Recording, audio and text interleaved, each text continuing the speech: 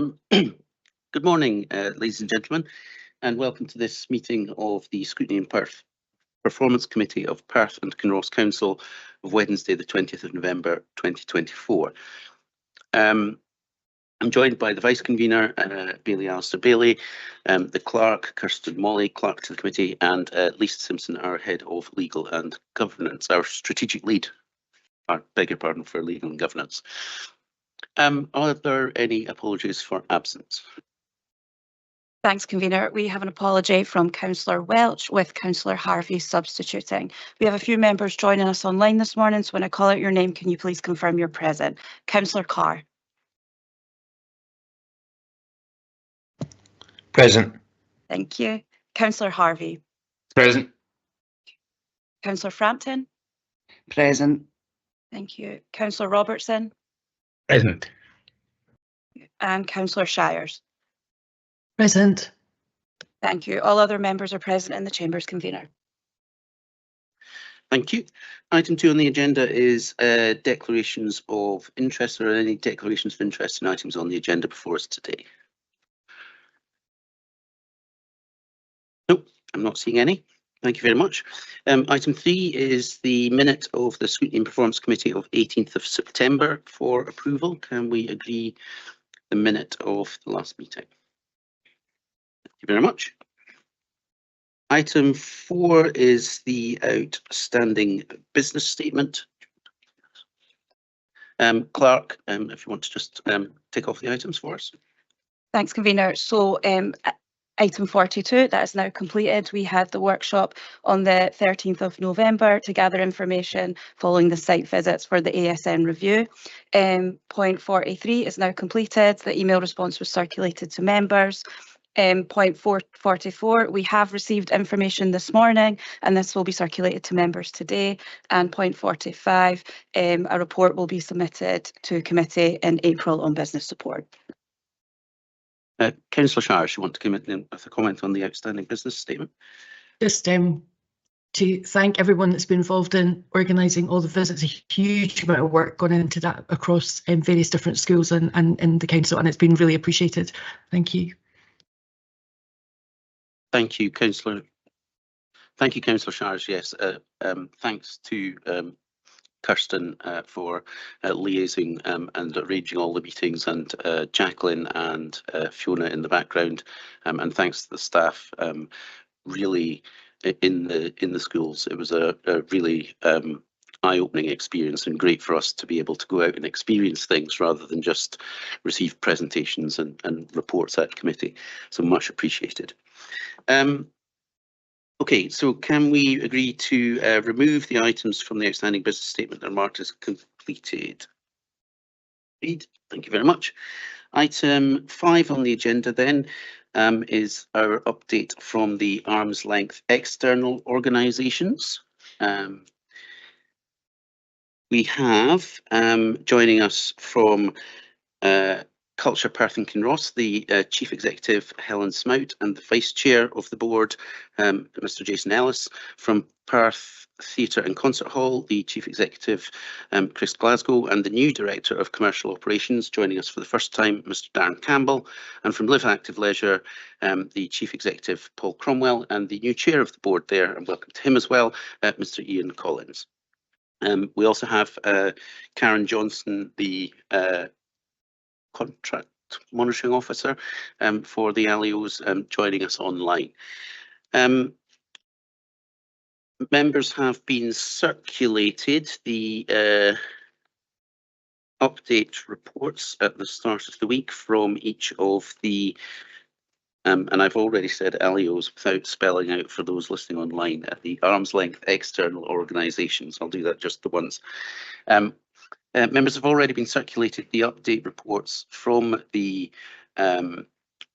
ALIOs at the start of the week by the Clerks Committee. I don't know if any of the ALIOs want to give us a 1 minute or 2 minute summary of what's in those updates before we take questions from members. We'll go in order then. On the agenda, Helen Smout from Culture Perth and Kinross. Thank you, Chair. And welcome everybody. Thank you very much. I'm pleased to be able to share lots of good news and progress on some of the other more challenging activities that we're taking forward. As of yesterday, we were just over the 205,000 visitors at Perth Museum, and we're delighted to have secured a number of key travel trade contracts which will bring visits in across the winter and throughout 2025 and 2026 to the museum. We're also going to trade and travel shows with both the art gallery and the museum as a joint offer, but also amplifying what else is available in Perth City, particularly with regards to heritage and cultural venues. We continue, as many members will be aware, to have meetings with communities about the proposed closures of libraries, and we'll be starting conversations with the remaining libraries that are not at risk of closure around the reduction in opening hours that will come into effect on the 1st of April. As you can expect, these are quite challenging conversations and communities highly value the services that they have. However, we have been able to identify community members to work with for next stage, looking at alternative provision. We met with the first of these on Monday in Burnham. There is a high degree of interest in looking at either fundraising and then commissioning CPK to deliver services. That obviously has some challenges on a recurring basis for communities, or to look at community-led provision. The groups will vary, and each community will be looking for something that's very particular to them and their needs, and I suspect we'll end up with very different models. But we've committed to supporting the communities through that process, and that we wouldn't walk away once they were up and running. We would continue to provide professional and community development support as they go forward. But we're a wee bit away, and I would hope that the next opportunity to report, we would have more detailed plans from each community. And that's probably as much as I want to say, but happy to answer any questions that any members may have. Thank you. And we'll turn to Mr. Glasgow from Perth Theatre and Concert Hall. Thank you, Convener. Good morning, everyone. I won't go over performance-specific highlights, but there are a few things I would like to highlight that run either as part of or alongside the programme. The first one would be our Youth Ambassadors scheme, which we launched in January of this year. And that is a group of highly engaged young people who are now forming a steering group for the organisation. They worked alongside the production team for There's a Place and the development of that show, specifically around skills development more in the administrative side of the arts, which can often be overlooked. So that includes skills such as fundraising, marketing, and more widely, audience development. We're delighted to be able to pay those young people for their expertise through a new partnership with Articulate Cultural Trust based in Glasgow, and also through the support of our donors and patrons who raise money for them every year at our In Conversation With event. The other initiative I would highlight is we were delighted to pilot launch our new children's company in residence with Durley Bain, who are based in Perth and Kinross. They're a clowning-based theatre company, and they've developed a number of works in partnership with Perth Theatre and Concert Hall over the last 3 years. A particular highlight from them is the fact that they're bringing their Christmas show, The Cinnamon Sisters, back. And the reason for that, aside from the fact that it's a wonderful show for the under fives, is because it sadly got shut down after only 2 performances during Omicron. So that's a really nice celebratory moment to signal this greater return and new partnership with the organisation. And then the other big project highlight that I would raise is our work in developing Polish audiences. We had our highest attended Polish event to date just 2 weeks ago with Patricia Markowska, and the community went all out. It was absolutely owned by them, and we were very much the supporting act. So we're very lucky to have built such trust and now be generating such support from the Polish community of Perth and Kinross. In terms of looking ahead, I detailed a number of the savings that we presented to the budget review group last year and enter Darren stage right, who was part of that plan that we presented to look at our income generation as well as our cost savings. I think the biggest risk to highlight from us looking ahead is as we come to January with the Creative Scotland decision, because of course that dictates our programme moving forwards. There is a full plan in place, but we've also been undertaking extensive contingency planning because the whole plan was designed to be flexible and to respond to the changing climate, both in terms of Perth and Kinross Council, but also Creative Scotland and other funders that we are potentially not eligible anymore to apply for, as well as identifying new ones. And I think the big moment on the horizon for us in that respect is our anniversary, which is opening up a number of major grants that we wouldn't otherwise have the opportunity to apply to. Thank you very much. And Mr. Cromwell from Live Active Leisure. Good morning, Convener. Morning, councillors. I suppose I would start by saying, despite some significant distractions and challenges this year, I think our team has continued to perform across key agenda areas and across our communities. Hopefully everybody's had a chance to read the report, and again there's some very good news and good work that's happening out there that are making real differences to people's lives. So I won't go through it all in detail, perhaps just highlight a few of the key areas. So in terms of tackling inequalities, we have a very unique membership scheme called our Compass membership, which offers free and reduced cost access to services for our local priority groups who are socially or economically disadvantaged.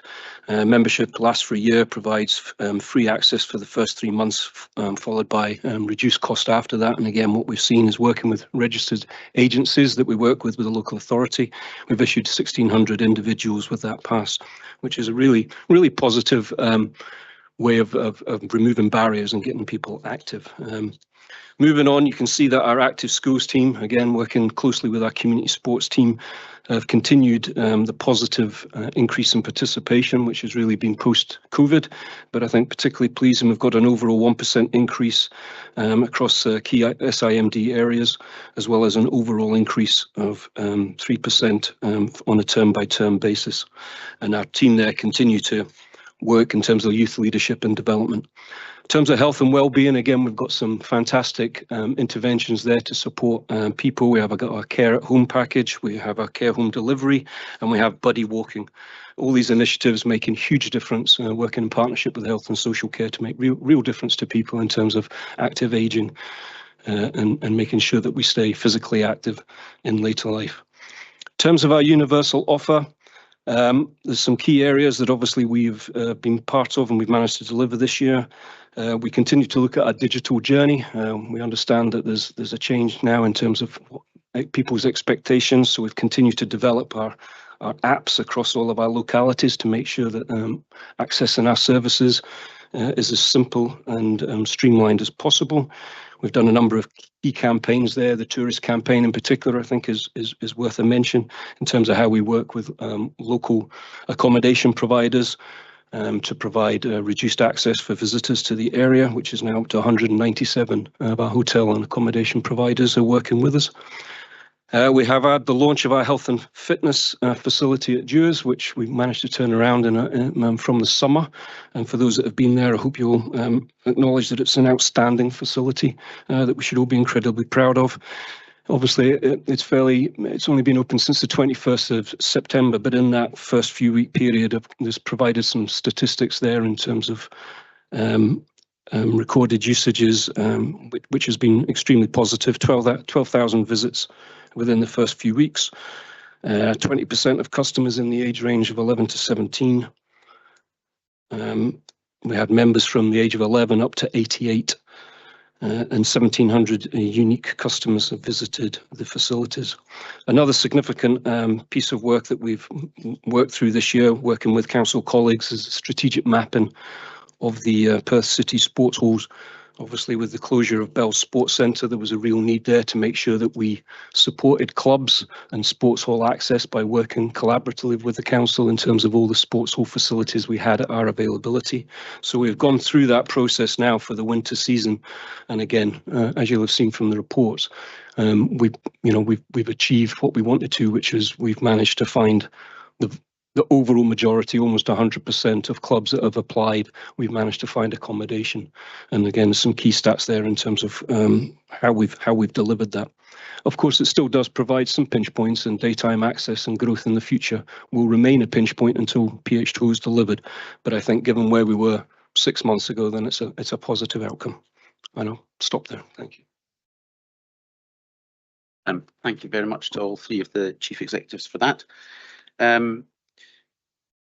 As I said, we've got and as the chief executives have referred to, we've got the reports. All three LEOs were asked just to cover the highlights so far of 2024, progress on achieving the agreed budget savings, and the latest management accounts, and then for each LEO specifically, CPK, to provide an update on the library consultation process, Live Active Leisure on the exit from Bells and move to Dewars, and Perth Theatre and Concert Hall on the winter season programming. We've got a first question or comment from Councillor Carr, please.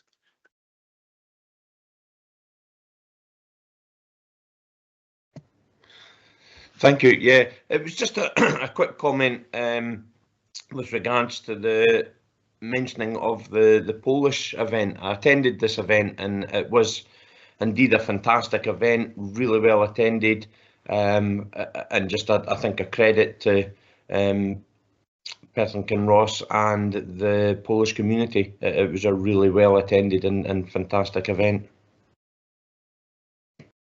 Okay, thank you, Councillor Carr. Question, Councillor Allen.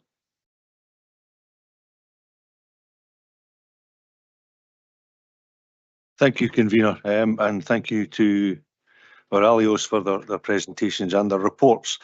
I just was conscious when I was driving in today that the Radio Scotland phone-in this morning was about Aberdeen Council closing down 17 libraries as of next month. And I know that we've got similar issues and problems in Perth and Kinross Council, and there was mention of that this morning.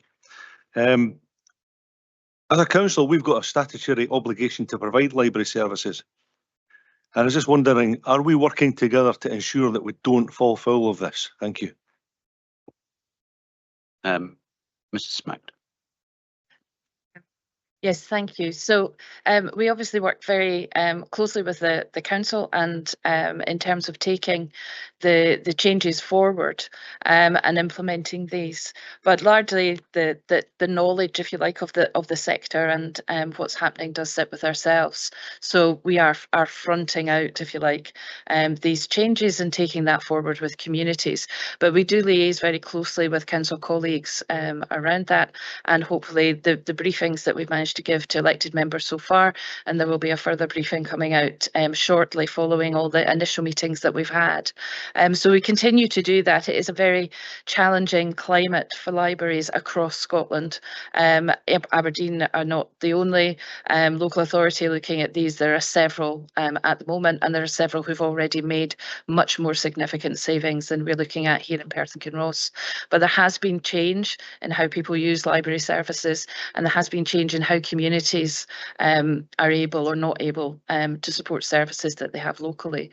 So there's a kind of complex picture, but I would hope that here in Perth and Kinross we can do as much mitigation of any negative impact that losing local services has as possible, but we can only do that in partnership with the council and the communities themselves.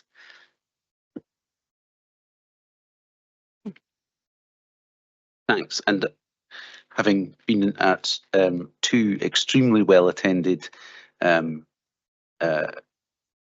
of the consultation events in my ward, maybe just another point of reflection is that while we have a statutory duty to provide an adequate library service, I think you said in the consultation meeting in Scrutiny, Helen, that there's no definition of what an adequate library provision is.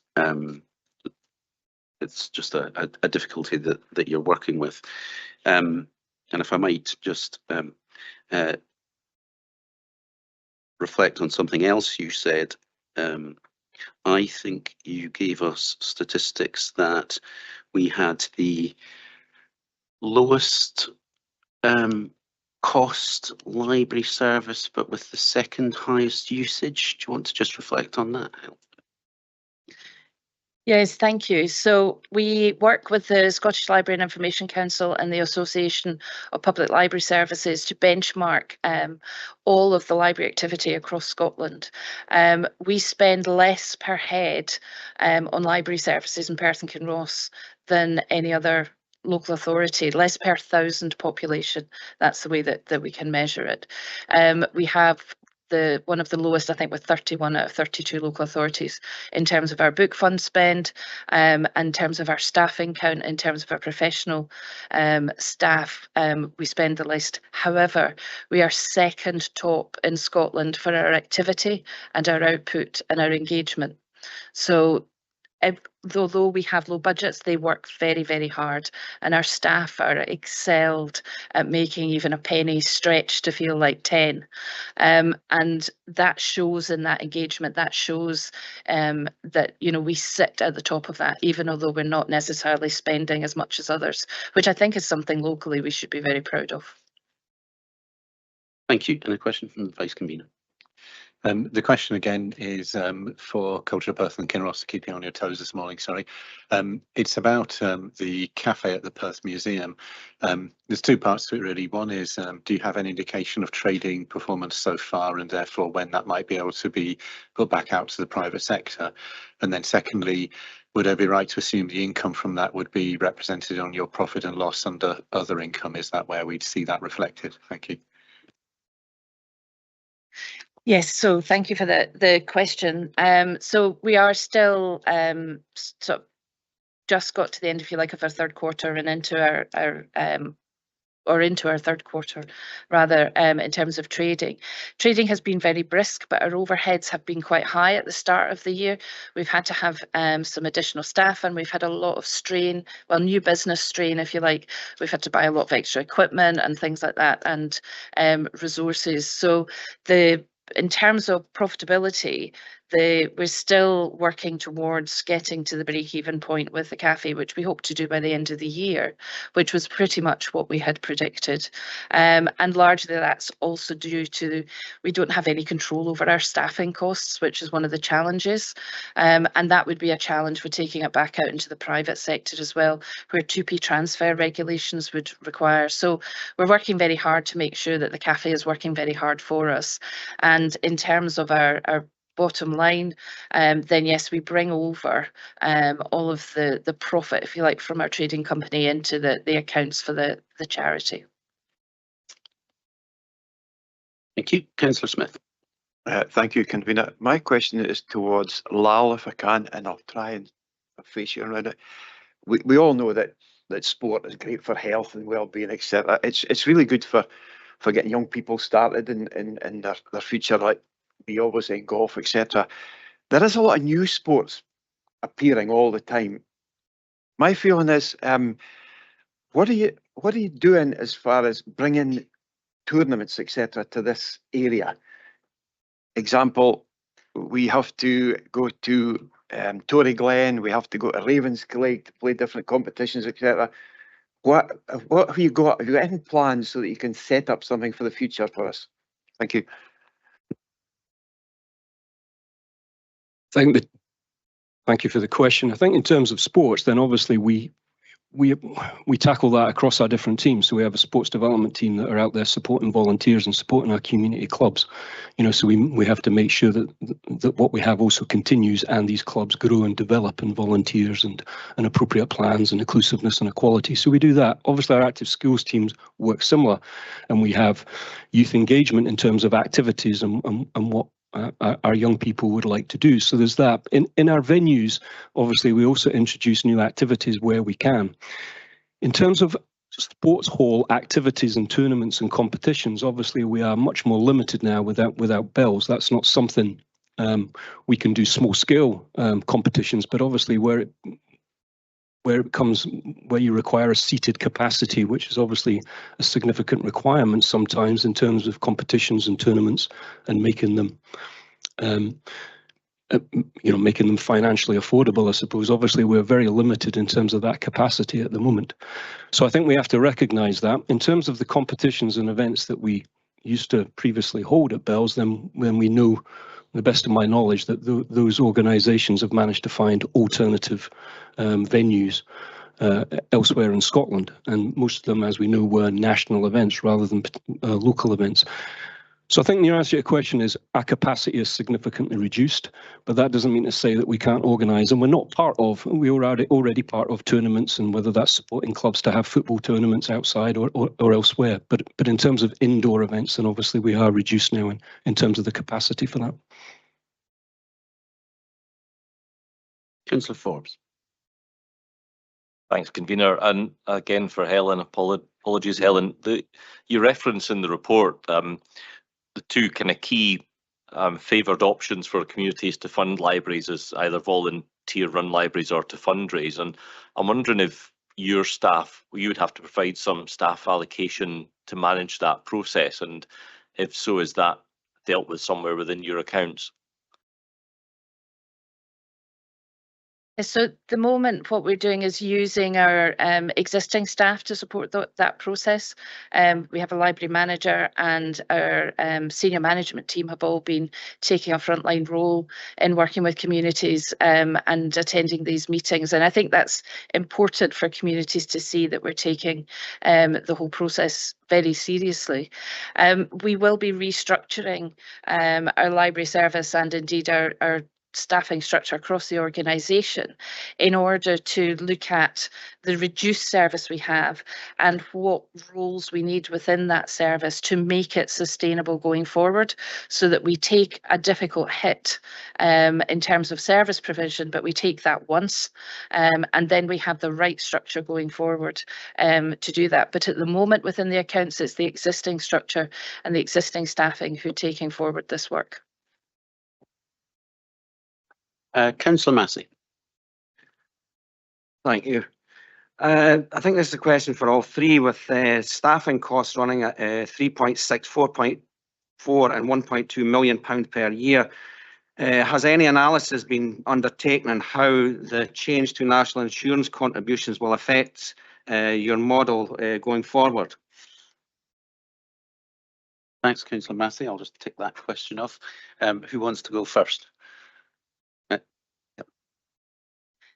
Yes, thank you for the question. We've certainly been going, into that very deeply. For Culture Perth and Kinross, we're around about an extra £97,000 a year. The national insurance uplift will add to our staffing costs. And again, like every business in the country, that's a pressure that will have to be found, mostly from our staffing complement. Our costs, 80% of our costs are staffing.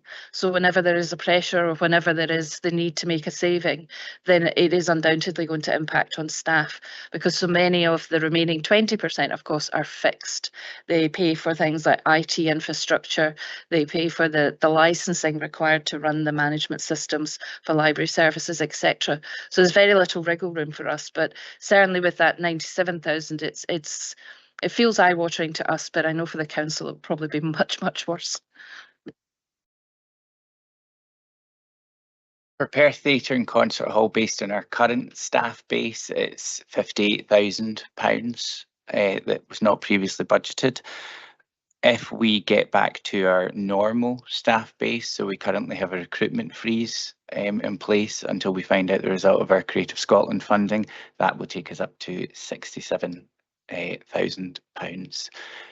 We're also still combating the move to real living wage, which we were also working towards. So at the moment we've modelled a 3% pay award in order to maintain differentials, because the move to real living wage last year was so significant that some of our staff received a 14.6% pay increase, so that's had a massive impact on differentials across the organisation. So all that working has been taken to our Finance and General Purposes Committee tomorrow, and then to Board on the 6th of December. Hi, yeah, I'll keep it brief. We've worked it out as approximately £175,000 impact in terms of Live Active Leisure. Again, it's unbudgeted, and obviously as we're considered to be a public authority as an arm's length organisation and sole member, obviously we're very interested in seeing how the funding support moves forward over the next month in terms of the language that I've seen around the budget. And I'm obviously hopeful that there's going to be some additional funding that's going to contribute to this additional cost. Thank you. Second question from Councillor Smith. Thank you, Convener.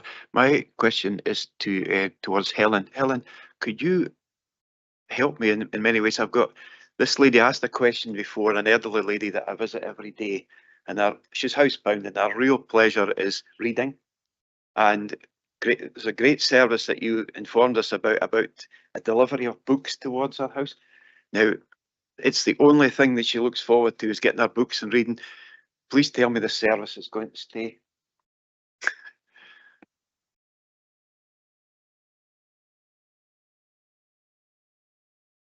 Sorry, I can assure you that is one of the services that we are protecting most. We're very lucky that the housebound service Books on Wheels are delivered by volunteers, and you know, we have great support from volunteers across the organisation, and it's one of the mitigations for loss of library services is to ensure that those who cannot leave their home for any other reason get a friendly visit and a series of books to tide them over. Thank you. Good. And Councillor Ford. Thanks, Convener. Questions for Paul. Paul, you used the phrase PH2O earlier on, and I just wonder, given that what the council voted for, the kind of watered down version, is nowhere near where it was years ago, do you think PH2O is still a valid name for this project? Apologies, I missed the end of that question.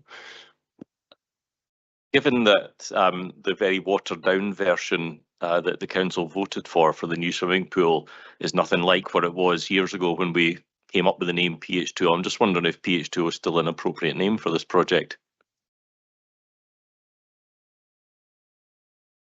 In terms of how we came up with that name many years ago, it was obviously a use of our postcode as well as obviously a play on H2O as water. So I think at the moment it's a recognised brand or title for the project, but I'm sure there'll be further discussions as we move down the line in terms of what it will be formally called. Thank you. Watered down in your question, Councillor Forbes, was very good. Not seeing any more questions in the chat at the moment. I had a question for CPK on the proposed library closures and the public meetings that have been held. What sort of, could you sort of summarise or characterise the feedback from the public that you've had at those meetings, please? Yes, so thank you. I think it would be fair to say that there's very strong feedback from the public generally that their preference would be no change at all to their library provision and to retain their library provision. There's clearly, they are very highly valued. We hear the phrase, they're more than just books. A lot from the community. It's about what they offer in terms of a safe, warm place where people can congregate, where they can sit. And for many people, they may be the only, the staff may be the only people they speak to in a week. And we saw a lot of that during COVID in particular and coming out of it from COVID. So there's something culturally ingrained, I think, in people about having a library and what that represents within their community. But when we start to talk to them about the challenges, when we start to talk to them about the changing use, when we start to talk to them about the funding available, but also that Perth and Kinross does have a kind of inequitable provision of libraries. You know, there are large tracts of our region that don't have any library provision, and what they get now is deemed to be adequate. And, you know, that actually the difficult choices we've taken about which services we're looking to close, what we will try and do is enhance what we have left as much as possible and the services that are there and protect what we can for the vulnerable as much as possible and for children and young people. So I think that by the end of those meetings, they're very constructive. The challenge back to us is very positive and, you know, and is challenging, and quite rightly so.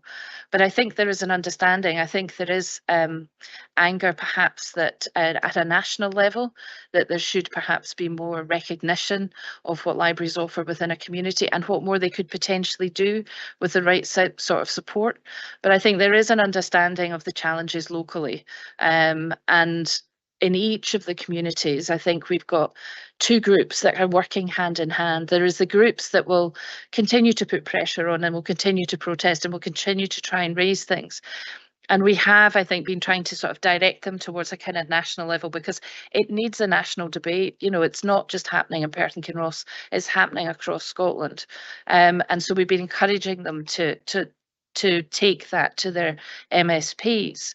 But then there is a second group that I mentioned earlier who's saying, okay, if this is going to happen, what can we do and how can we work together and how can we do something as a community? But they're also mindful that they're currently picking up some sport provision, or they're picking up, you know, they're in Bloom groups, they're picking up a lot in their communities. So, you know, making sure that they've got the number of volunteers that they need and the support from us that they would need to do that is of high concern. But that's a lot of what we're now discussing with them, is what we can offer and how we can support them. Thanks.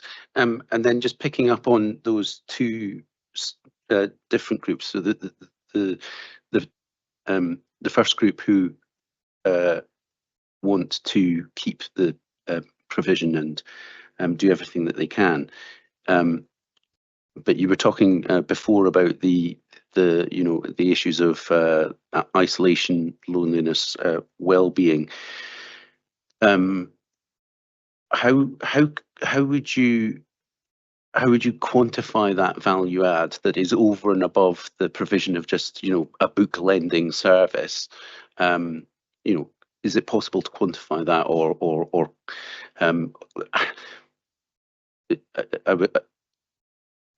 I think one of the things that we'd sort of spoken about maybe some years ago was about how librarians are effectively social workers in many cases. I think on a tour of AK Bell, you were talking about the number of people that come in and are helped in other ways than book lending. Yes, I think the social value of libraries is something that there's quite a bit of national research around that, and there's quite a lot of research around things like the kind of support to mental health, the support for community cohesion, and also social mobility in terms of the information that's available and the opening up of horizons for many people who are coming through the libraries. It varies from community to community because the community needs are different in each community, but if I take Comrie as a small example, you know, there are people who will go into Comrie just to have a cup of coffee and a chat, and they will read their newspaper, which they buy, and then leave for somebody else to read it when they've gone. And that's because they have nobody else at home. They've nobody else there to chat to. So if that goes for them, it kind of puts them into this unfixed territory. And a lot of mental health issues at their roots is because people feel unconnected. They have nobody to connect with. And the libraries generally are about connecting people. They connect people to stories and books and new horizons and new worlds, to travel opportunities, to career opportunities, but they connect people to people. And I think there's a lot of evidence around that. However, there are other ways to connect people to people. And when times are tough and the funding is tough, then it's incumbent on us to say, well, what else can we do? We can get books into communities. That's easy enough. We can put a mobile stop in, we can do click and collect. But how do we look at what we can offer them in terms of that connection? So we are looking to see what sort of outreach we might be able to provide. Can we continue to offer at least a book group or a drop-in once a month? Can we do the book bugs and the round times? Can we give those points of connection where they might be lost?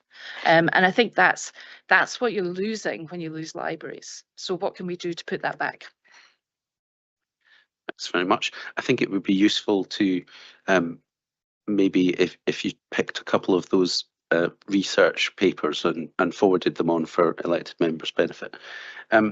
Turning to the second group, the people that want to do something differently and take on, you know, a volunteering role or to maintain some provision themselves, is there a long enough time span in terms of being able to transition to that new model so that there's continuity between the current operating model and that future model if the budget saving deadline is the end of the financial year? So yes, it's probably the world's quickest piece of community development work. There is pressure on it. However, what we've been talking to communities about is keeping it really simple. You know, the council are not sort of waiting to take back the keys on the 1st of April. So, you know, there is a model of transition that we'd be looking towards, but not all communities are going to be able to get there by the 31st of March. And one of the conversations we will have with the council through the budget review process is what support we might be able to offer if it's going to take until June for a community to get themselves up and running. Community asset transfer in many of these cases is probably not the route they want to go down. They may want to take on the rental rather than the ownership of the property. So there's a lot of different models and different things. Not all of the premises are owned by the council or, you know, Comrie and Burnham, for example. So there are lots of bits that we just need to unpick. But I think that a very simple model of continuing provision, but with volunteers in place, would allow us to achieve savings whilst some of that other longer term work. Because even getting a group constituted and to get them to have the authority to act on behalf of their community as a group takes a bit of time. You know, all of that conversation needs to go on with communities. But I think there are things that we can put in place in the short term to support that. Thanks very much. And you wanted to come in with a comment, Councillor Allen? Yeah, I did. I started off that debate, really, if that's what you want to call it, on libraries, Helen, so my apologies for that. But I would like to actually commend you on the comments that you've just made. I think you've made a fantastic and powerful case for retentions of libraries. So thanks very much and well done. Thank you. And Councillor Smith, you had a comment. My comment again is towards our sports, etc. facilities. I think because we've now got such a watered down situation with PH2, I think we've got to look at Bell Sports Centre, been trying to bring it back into some sort of use so that we can encourage the future tournaments, etc. We've got to look at where all your sports are. Your youngsters go along and they play fantastic football events at McDermott Park, etc., etc. There's a huge potential there, out there. And it's such a shame that we have to go away to other venues when I just hope in the future that we start putting more money into infrastructure as far as sporting facilities. Thank you. Okay, thank you. And Mrs. Mailer, just following up on Helen's point about the community development in terms of the rapid pace of community development. I wonder if we can just ensure that our community development workers are primed to support community. Yeah, absolutely. I think I'd clock that, and I think a conversation with Helen just to ensure that we're sort of connected and providing the necessary support. We'll ensure that happens. Thanks very much. And then I've got another question, which this time is for Perth Theatre and Concert Hall.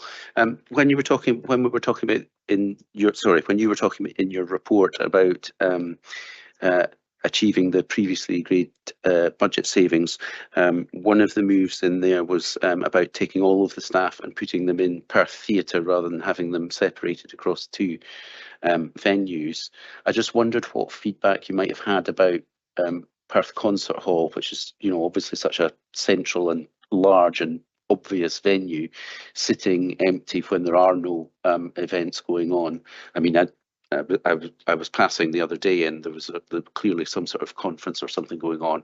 There was a huge amount of activity and buzz around the place. But on those other days, what sort of feedback have you had about that? If I'm being honest, the feedback doesn't hugely differ from when we reopened after the pandemic, because the concert hall never reopened to the public.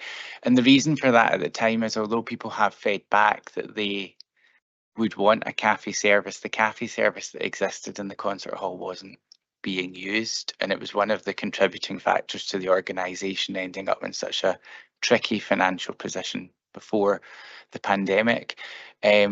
What I would say has been particularly beneficial, and I think it will only continue to grow now that Darren has joined the team, is the cafe in Perth Theatre has become a lot more established now, not just in terms of frequency of use, but specific groups that are choosing to use it.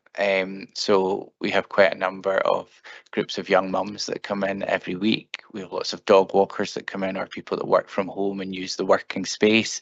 So the team have actually just this past month developed the offering to introduce new menu items, but also to introduce new items for our bars when it transitions in the evening, all with a bigger focus on income generation. The other thing that's been really helpful around conversations with the cafe and the bars is greening. We've met with a few members of the council to talk about how, through our work with Karen Johnson and potentially the other Alios, we can look to create more of a circular economy for equipment to actually bring in new offers. And Karen Johnson has been instrumental in supporting our cafe team in how they could diversify that offer. So I would also like to note a thanks to Karen within this forum. Okay, thanks very much. And that neatly leads into my last question, I think, because you were talking there, Mr. Glasgow, about the work with the other Alios. I just wondered, in terms of, for example, the previously agreed budget savings, but also maybe in terms of transformation, how you were progressing as three separate Alios in terms of sharing those back office functions. I don't know who wants to, whichever one of you wants to jump in first. I'm happy to go first since I raised it. I think I did that last time as well. So sorry, that's a recurring theme, Helen and Paul. Yeah, I would just share that I had a brilliant meeting with Paul and Helen's compliance and facilities teams last week to explore that model, which also ties in with a meeting that Lisa, Claire and I had around how that can then feed into procurement, and specifically sustainable procurement, because as much as the council can support us, we've identified areas where we can also have a bit more flexibility and agility to be of use to the council also. So it is a partnership collaboration, which I think feels really exciting. It also opens up a lot of opportunities in terms of how we look towards our local supply chain, which we do a lot anyway. But that was a really encouraging conversation, and certainly the most recent I had. Alongside that, we also had the interviews for the project manager post. Unfortunately, I couldn't attend. My colleague Pam Dockard deputised because we had other things going on with There's a Place on the main stage at the time. So at that point, I will maybe hand over to Helen. Yes, so I would continue that. I think things are working positively. I think there's more work to do, and we would all four partners recognise that in terms of both timescales and achieving further actions. The project management post that we were looking at to support all four organisations take forward some of this work. Unfortunately, there wasn't an appointment made at that, and actually on reflection, I think we've all considered that there is a different model of taking that forward, and potentially looking at bringing in more specialist support around organisational and business restructure, which is quite a specific set of skills and requires quite a lot of very specific knowledge around VAT, corporation tax, capital gain, all of those kind of potential things which come from bringing services together.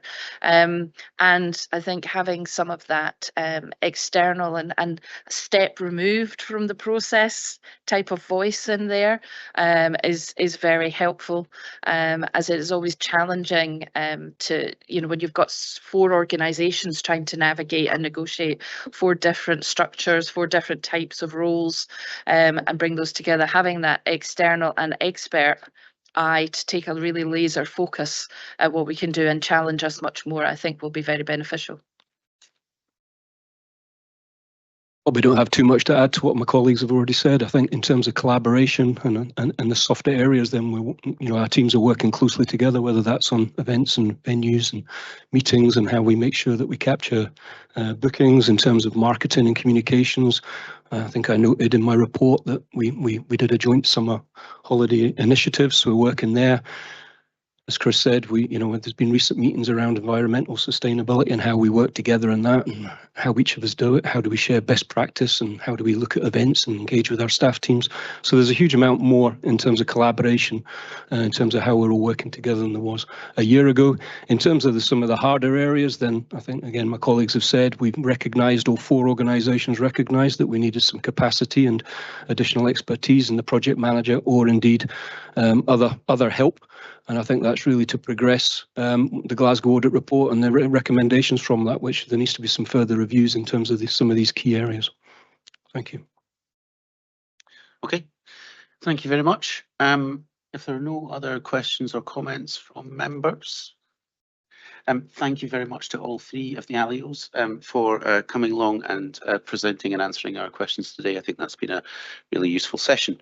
I think we will recess for 5 minutes just to allow the ALIOs to move. Okay, thank you very much. Okay, thanks very much for indulging us for a few minutes there just to say goodbye to the ALIOs. So we'll move on with the agenda. The next 3 items on the agenda, data protection compliance, freedom of information and complaints. The Vice Convener is going to lead the discussion. Vice Convener. Thank you, Convener. So we have the data protection compliance report for 23-24, a report by the data protection officer. So I'd like to invite Gillian Walker to introduce the report, please. Thank you. Thank you, Vice Convener. So this is the statutory report which provides my assessment of the Council's performance in respect of its compliance with data protection legislation during 2023-24. And the report can provide the committee with assurance that the authority continues to achieve an acceptable level of compliance with the legislation. During 2023-24, there was a greatly increased volume of work in terms of data subject requests, many of which arise from the redress scheme for people who've experienced care in Scotland in the past. And against that increase in performance, the increase in numbers, there was also an improvement in the performance of the Council in complying with requests within timescales. And this took place obviously against a background of organisational change and with static resources within the team. It's a requirement that the Council keeps a record of all data breaches that is aware of taking place during the year, and there was an increase in the number that were reported to me. However, what I would say is that the low figure recorded the previous year was perhaps anomalous if we look at the historical trends. And I can assure the committee that my team works continually with services to help them improve their processes to minimise the chances of future breaches. And also we've done a lot of work over the last year or so in helping services recognise what a data breach is. And that may partly account for some of the increase. And I hope the report's quite clear, but I'm obviously happy to provide any clarification required and to answer any questions that anybody has. Thank you. Thank you very much for the introduction and for the report. I have Councillor Forbes with the first question. Please go ahead.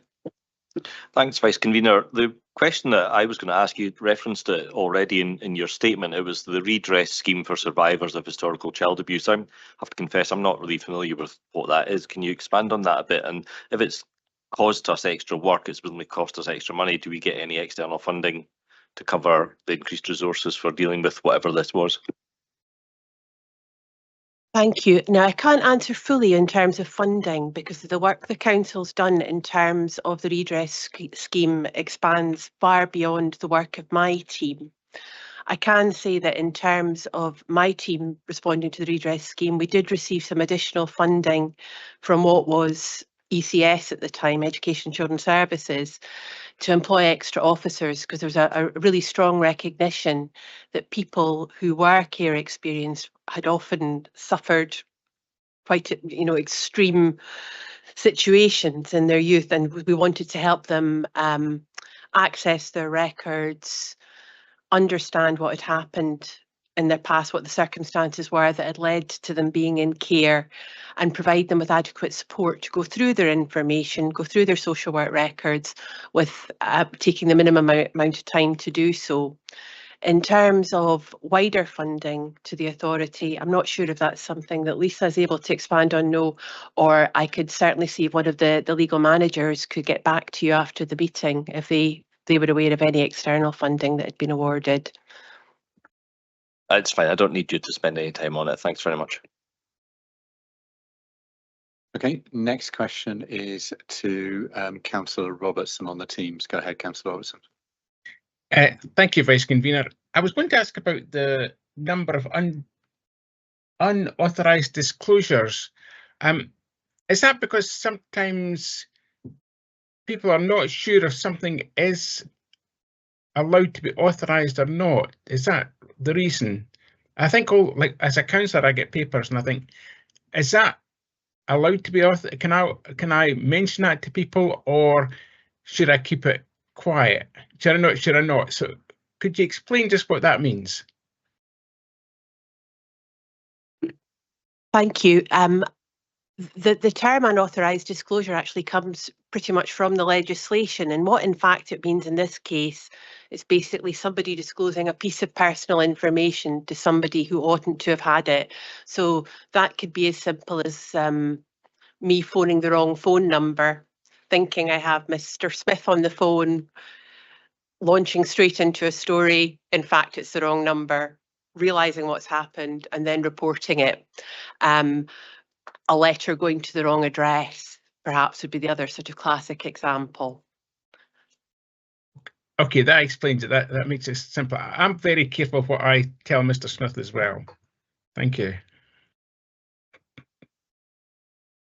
Thank you, Councillor Robertson. We appreciate that. Councillor Allen next, please. Thank you. Well, Willie gazumped me there on one of my questions, so I'll leave that one alone. On page 15 at 5.3, we talk about the pattern would suggest a much lower number recorded in 22-23 was anomalous. Did it need to be anomalous, or could it just have been that for some strange reason it was just different? I think, sadly, it needs to be regarded as an anomaly. We're such a large, complex organisation, and I think, as I referenced elsewhere in the report, there are literally millions of transactions, if you like, involving personal information, that it's simply not realistic to think we'll ever get to zero. I think it's actually, in a way, although we take data breaches extremely seriously, every single data breach is taken extremely seriously, assessed by my team, decisions taken as to the best way of dealing with it. But what I would say is, with an organisation of the complexity and size of the council, it's a good thing that we get data breaches reported to us. It's a good thing that we've got a certain number, a certain pattern emerging, because that can provide us with assurance that people can recognise data breaches, they know how to report them, and that they take them seriously too.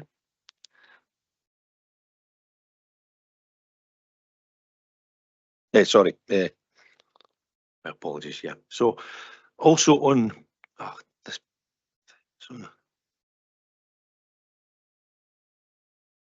Page 19 at 7, surveillance and interception of communications.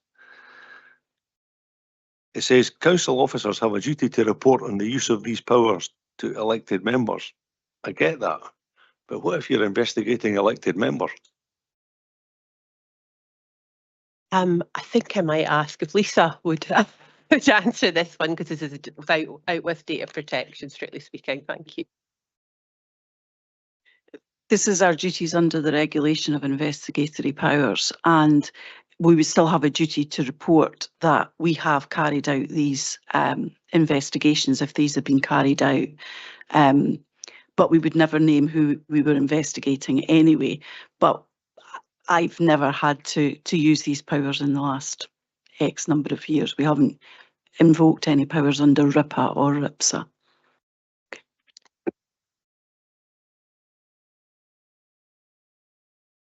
Thank you very much. Councillor Forbes.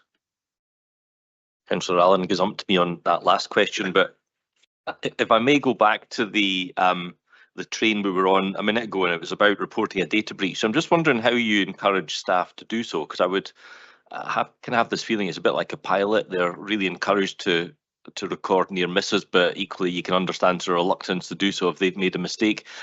What process do you have in place to make sure staff are encouraged to report them, but not to the point where they actually don't want to report them because they're frightened? Well, we certainly try never to frighten. That's part of our approach. We have a dedicated email inbox.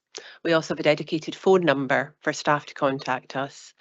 There is information all the time on ERIC about how to report data breaches. We also do regular news items as well. We carry out training with services, and I think we're probably now at the stage.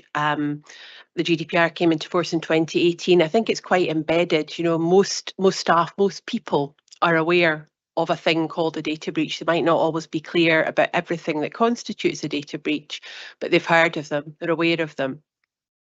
And part of our technique to get people to continue to report them to us is, in virtually all circumstances, to work closely with the team where the breaches occurred, to get them to examine how it happened, to think about how they could do things differently to minimise the chances of this happening in future. We've developed a form that can be used for people to sort of reflect on how the situation has arisen. And we're finding that's really been quite successful in just putting perhaps an extra stage and a process in place. So there's a double checking of what goes in what envelope, to perhaps change the method of delivery for a particular communication to avoid breaches of happening in future, or to at least minimise the chances of them happening in future. The majority of breaches take place in certain areas of the council, so we concentrate on our work with them, but we do work widely right across the organisation. I hope does that answer? Yeah.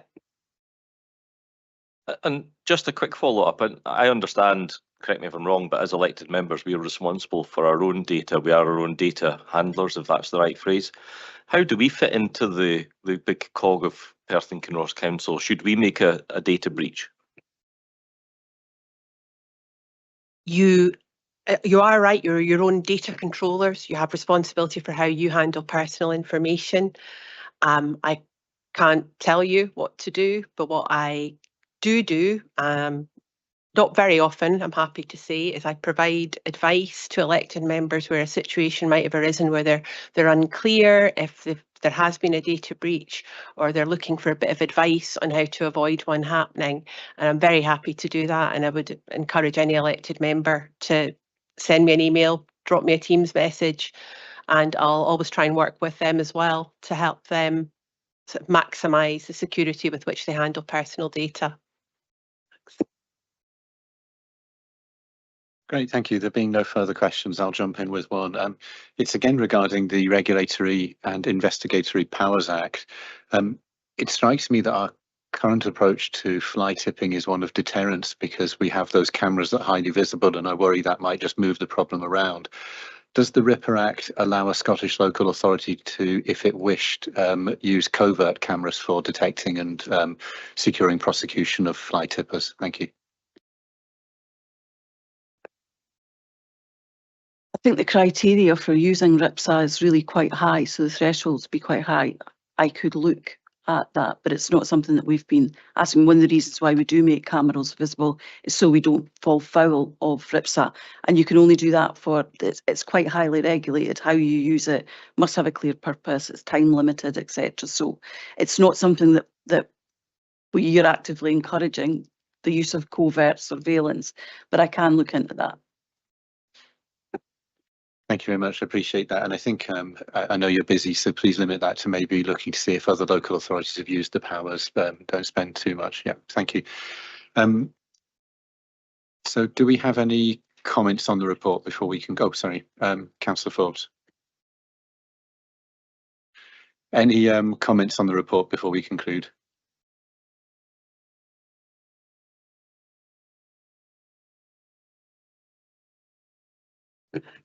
Thanks. Just arising from an earlier question about unauthorised disclosure. Another issue which can sometimes arise and does with more frequency than we'd like is emails being sent using CC rather than BCC. And that's one of the most frequent causes of data breaches. I mean, the amount of personal information that's disclosed is minimal in that it's just an email address, but it is still personal information.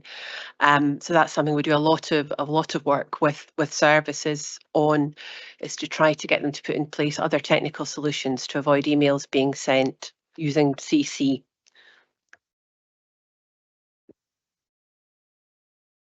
And just to put that into the context of elected members as controllers, because when we're doing CC and it's business information, all from PKC, that's okay. But I'm just thinking you will have a lot of emails from Mr. X at hotmail.com, etc. And if they've messaged that to you, and then you just automatically forward that on to people that weren't shared in that group, that technically could be unauthorised disclosure of that person's email address. So it's one that happens quite a lot. It's probably one of the most common technical breaches, but it's just to be aware of that, because it's probably more pertinent to you as elected members, because you will have members of the public's own personal email addresses in terms of constituency. And I know that there's sometimes a tendency for people to copy in a whole host of people, but then if you're then forwarding all of those to other people, that's where the breach occurs.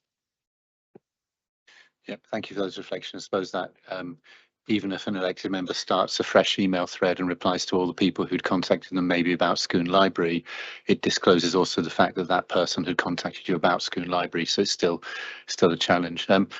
So concluding this paper then, it's recommended that we note the DPO's assessment. It's noted that we consider the council's performance, and it's requested that we note that DPO is confident in a reasonable degree of compliance with data protection legislation has been achieved during the period, and that will continue and increase during the coming financial year. Are we all happy to agree with that? Great, thank you, committee. So our next report, staying with Gillian Walker, is the Freedom of Information Performance Report 23-24. So I'd like to again hand over for an introduction. Thank you. Thank you, Vice Convener. So the report in terms of freedom of information provides assurance that the Council continues to perform well in relation to its obligations under that legislation during 2023-24. Our performance in terms of compliance with statutory timescales increased against a backdrop of substantial organisational change and a slight increase, but still an increase, in the number of requests for information received. During 23-24, we introduced a new case management system which streamlined processes and enabled the publication for the first time of a disclosure log of responses to freedom of information requests on the Council's website, which has increased the Council's transparency and accountability. I hope the report's clear, but I'm obviously happy once again to answer any questions that you have. Thank you very much. Councillor Allen for the first question. Thank you, Vice Convener, and thanks again for the report. My question is based on something that I experienced at the weekend. I was approached by somebody to say, we applied for an FOI with the council and it was refused. What would be the basis upon which we would refuse a request for an FOI? There are multiple exemptions that are available. It could be something as simple as it's personal information. If I put in a freedom of information request asking for details of a staff member's sickness absence rate or something that had happened to my neighbour, that would be an automatic refusal because you can't release somebody's personal information.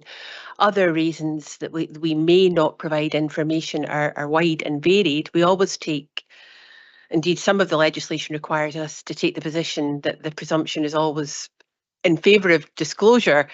But there are obviously good reasons for withholding information. That it can be because it's legal advice provided by one of the council's solicitors to a council officer. It can be because it could be damaging to the environment if we released information. In the past, we've had FOI requests about where osprey nests are in the area. We obviously wouldn't want to release that. We always try and explain in our response to people the particular exemption that we're using, and we always advise them that they have a right to ask for an internal review of the decision. When they receive that review decision, they're advised further that if they remain dissatisfied, they've got the right to appeal to the Scottish Information Commissioner.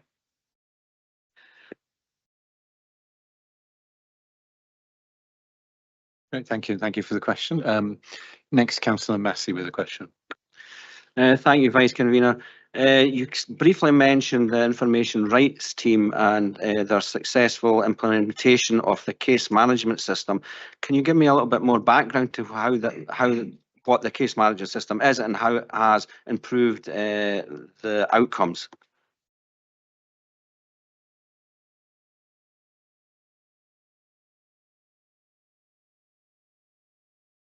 Right.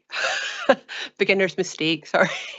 Previously, we've not had a case management system for managing information requests. Everything was done through email, spreadsheets, EDMS sites. We were able, through having a reduction in the headcount in our team, to buy a bespoke system that's used by other local authorities, including several in Scotland, which essentially does a lot of the admin work for us. It sends out automatic acknowledgements. It sends out automatic reminders to officers that they need to supply us with the information. Part of what that system's enabled us to do is actually to produce a disclosure log, which, as I mentioned in my introduction, has improved the council's transparency in that virtually all responses are now published. Officers who provide us with information in the services can just drag and drop information they hold into this portal rather than having to attach things to multiple emails and send it to us. So it just basically has enabled us to concentrate on improving our performance and how we should be applying any redactions that are applicable to the information more rather than the administrative stuff. Does that answer your question? Thank you. It sounds like a good system. Great, thank you. Next, Councillor Forbes with a question. I'm wondering if you get a lot of complaints from a small number of people, and I wonder if some of them are vexatious just because they don't like the council, and do you ever account for that in statistics? We're on data protection. Oh, my apologies. Sorry. Sorry, not complaints. Next, I'll keep that for another one. Sorry. I can sort of answer, and one of the exemptions that is available under Freedom of Information law is that a request is vexatious. The bar for applying that is pretty high. We haven't had anybody during 2023-24 that we've had to consider that applying that to, but we have historically. Although the process is technically applicant blind, there is a recognition that you can't always be entirely applicant blind, and if somebody has submitted what's a truly excessive number of requests, we are mindful of our obligation to use resources fairly, and we have, exempted that request.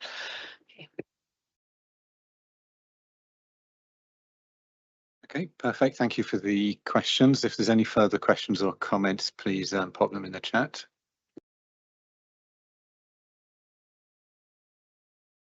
There being nothing further, I'll thank Gillian Walker for the report, and particularly for the work on the case management system and the disclosure log. I think the disclosure log was quite new the last time we saw this report, so it was just finding its feet.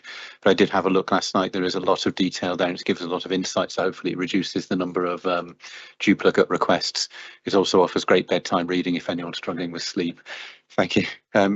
So it's recommended, there are recommendations 1 through 5 here regarding noting the content of the report, the performance and the caseload management system. Are we content with those recommendations have been met? Fantastic. Thank you very much. So we will conclude that part and we'll move on then to the Council's complaint performance report for 23-24. I'd like to invite Joy McLaughlin to make an introduction to the report. Please go ahead, Joy. Thank you, Vice Convener. This complaint report outlines the Council's complaints activity for the reporting year 23-24. The key points for the committee's consideration are the slight increase in the number of complaints recorded and processed when compared to last year, which is up from 1,944 to 1,982. Also a slight increase in the average complaint handling times at both stage 1 and stage 2 when compared to the previous year, with a stage 1 average of 6.1 days and a stage 2 average of 28 days. Section 4.6 gives some explanation as to the reasons for this increase. Although I would say that both increases are small when compared to previous years. I think it won't come as a surprise that those areas of the council with the highest level of interactions with the public, such as environmental services, housing and schools, tend to be the areas where most complaints are received. This year, the report has more of a focus on improvements, both in complaints handling, as indicated in section 5.3, and also using the information received in complaints to improve service provision. And there's some information about that in section 7. And that's something that we intend to expand on year. I think to finalise, I trust the committee are assured that we have an appropriate and effective complaints handling procedure, which is compliant with what's expected of us by the Scottish Public Services Ombudsman. In addition, we will continue to monitor and analyse complaints activity with a view to making service improvements where we can. I'm obviously happy to answer any questions you may have, although I may not have everything to hand, but I'm happy to do that. Thank you for the introduction. I think Councillor Forbes maybe has a repetitious but maybe not vexatious question. Thank you. You're on fire today, Vice Convener. So same question as last time regarding vexatious complaints and a small number of people with a large number of complaints. Yes, thank you, Councillor. Yeah, that obviously is something that is an issue for us. A number of complainants can make numerous complaints, but some of them may be very valid. So we're quite happy to continue to deal with people under that way. If we have repeat complaints, we can legitimately not look at something that we've already looked at. So we can explain why it's not appropriate for us to look at a complaint again. And we also, under those circumstances, need to tell the person that if they're unhappy with that decision, then they can ask the Ombudsman to see whether that's the right decision or not. If we think that people are being very vexatious and their actions are sort of unreasonable, we do have a managing unreasonable actions policy where we can sometimes we engage with the people to try and explain why their actions are causing us difficulties and asking them to act in a different way, or to explain that maybe we'll deal with them in a different way, just to try and manage things from the staff's point of view. Thank you. And Councillor Forbes, if you wish to follow up now, then please do. Yeah. Just going back to the policy that you referenced, would we ever get to the stage where we just said to a member of the public, you've asked this question 18 times, we're giving you the answer 18 times, and we're just not dealing with you ever again? Do we have a policy for that? And do we ever get to that stage with someone?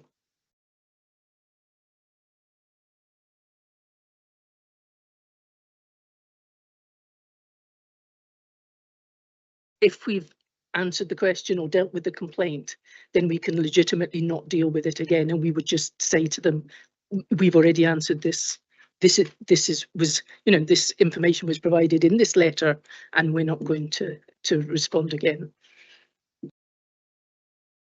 Thank you. Councillor Smith next.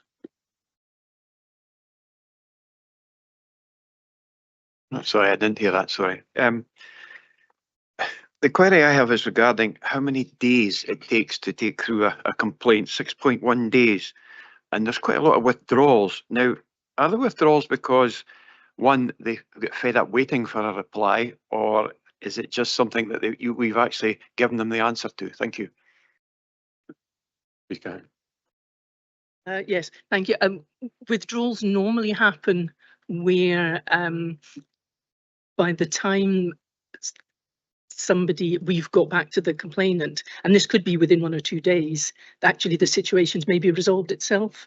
So that's sometimes when a complaint is withdrawn. Sometimes they're withdrawn because actually the complaint isn't the appropriate vehicle for it to be dealt with, so things are withdrawn.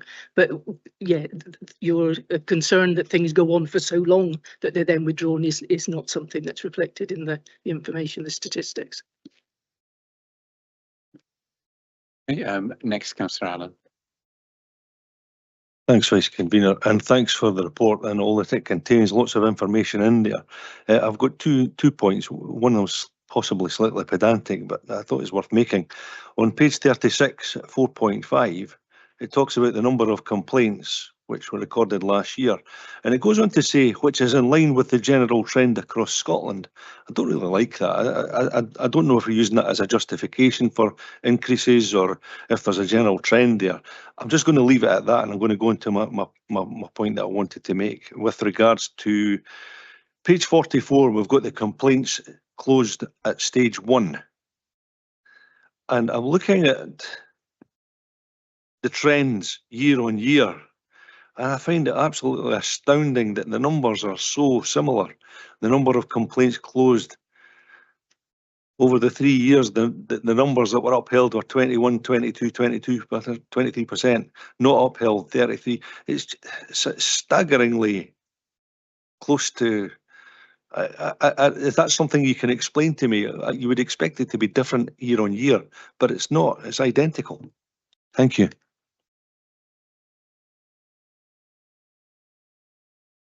Thank you. Yeah, I think as a complaints handler, it's probably not that unusual, because it feels to me that around 50% of complaints are upheld, have got some value to them and are upheld. You know, so the figures do tend to be vaguely the same each year. There's rarely large moves one way or the other for the outcomes of complaints.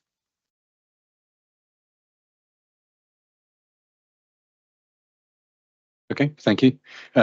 Any further questions or comments on the contents of the report, members?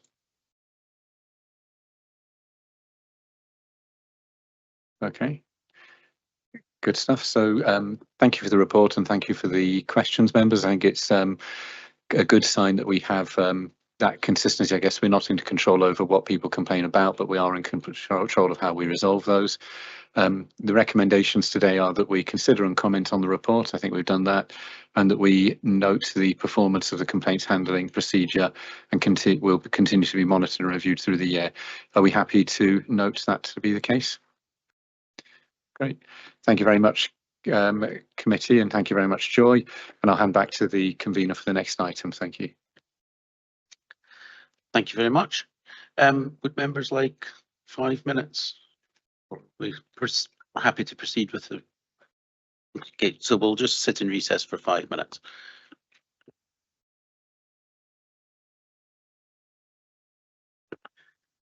Okay, thank you, members.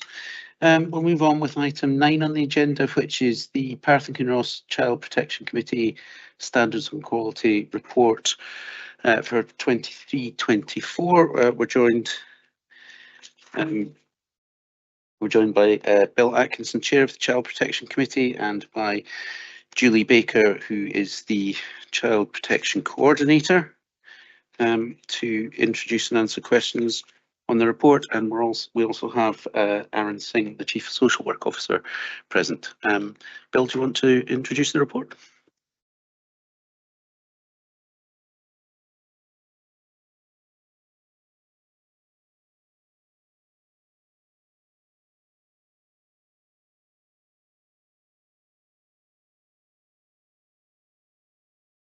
Thank you, convener, and good morning. I'm pleased to present the annual report of the Child Protection Committee, which, as many members will know, has been a report that's been presented to this and other committees for a number of years now, trying to offer the Council a view of the progress and challenges faced by the Child Protection Committee over the last academic year.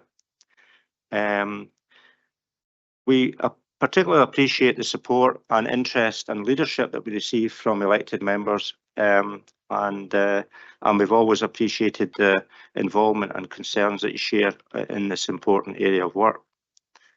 The report, as usual, starts with management information and performance outcomes, which will hopefully provide an analysis of the data across key processes in child protection work. Without going into too much detail about them, there's been a steady increase at the very early stage that cause for concern reports from mainly the police but other agencies also. But thereafter we're seeing a trend which is showing a decrease in initial referral discussions, which is the first point at which statutory agencies get together to discuss a case or a family and what steps need to be taken to support them and protect them.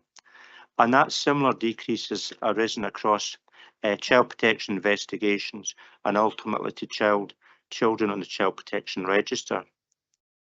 This is a complex picture, but without being complacent, we interpret this as an indication that some of the early intervention services that have been introduced over the years across a number of agencies are starting to reduce the impact or need for statutory formal child protection interventions by offering at an earlier stage more support to families. As I say, although this is a contentious issue, so to speak, there is some national data appearing now around children looked after and child protection, which would suggest that that may be the case. And it's obviously something we can't afford to be complacent with, and you'll see in our improvement plan for next year, we also are going to continue that audit work in some of these key processes just to satisfy ourselves that is a correct interpretation. Talking of audit, quality assurance and self-evaluation is a large part of the work of the CPC, and the report highlights a number of the activities that we've taken place over the year to assure ourselves that the systems that we have in place are as good as they can be.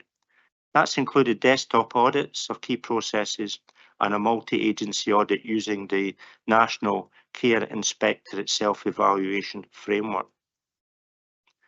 However, as we all know, the quality of child protection services is entirely dependent on the quality of the staff across agencies who work in this area. And to support these staff, we've introduced in the last year a couple of major guidance documents around about the transition period, particularly of 16 to 18-year-olds, and also some guidance in relation to those young people who pose a risk to themselves as well as to others, or themselves or others, sorry. We've also been involved in a programme of training and development, and have created in the last year a community of practice which brings together multi-agency staff around an issue of child protection concern and a discussion, and it allows us to have an honest conversation and dialogue with frontline staff about their experiences in this area and how the committee can support them better in that.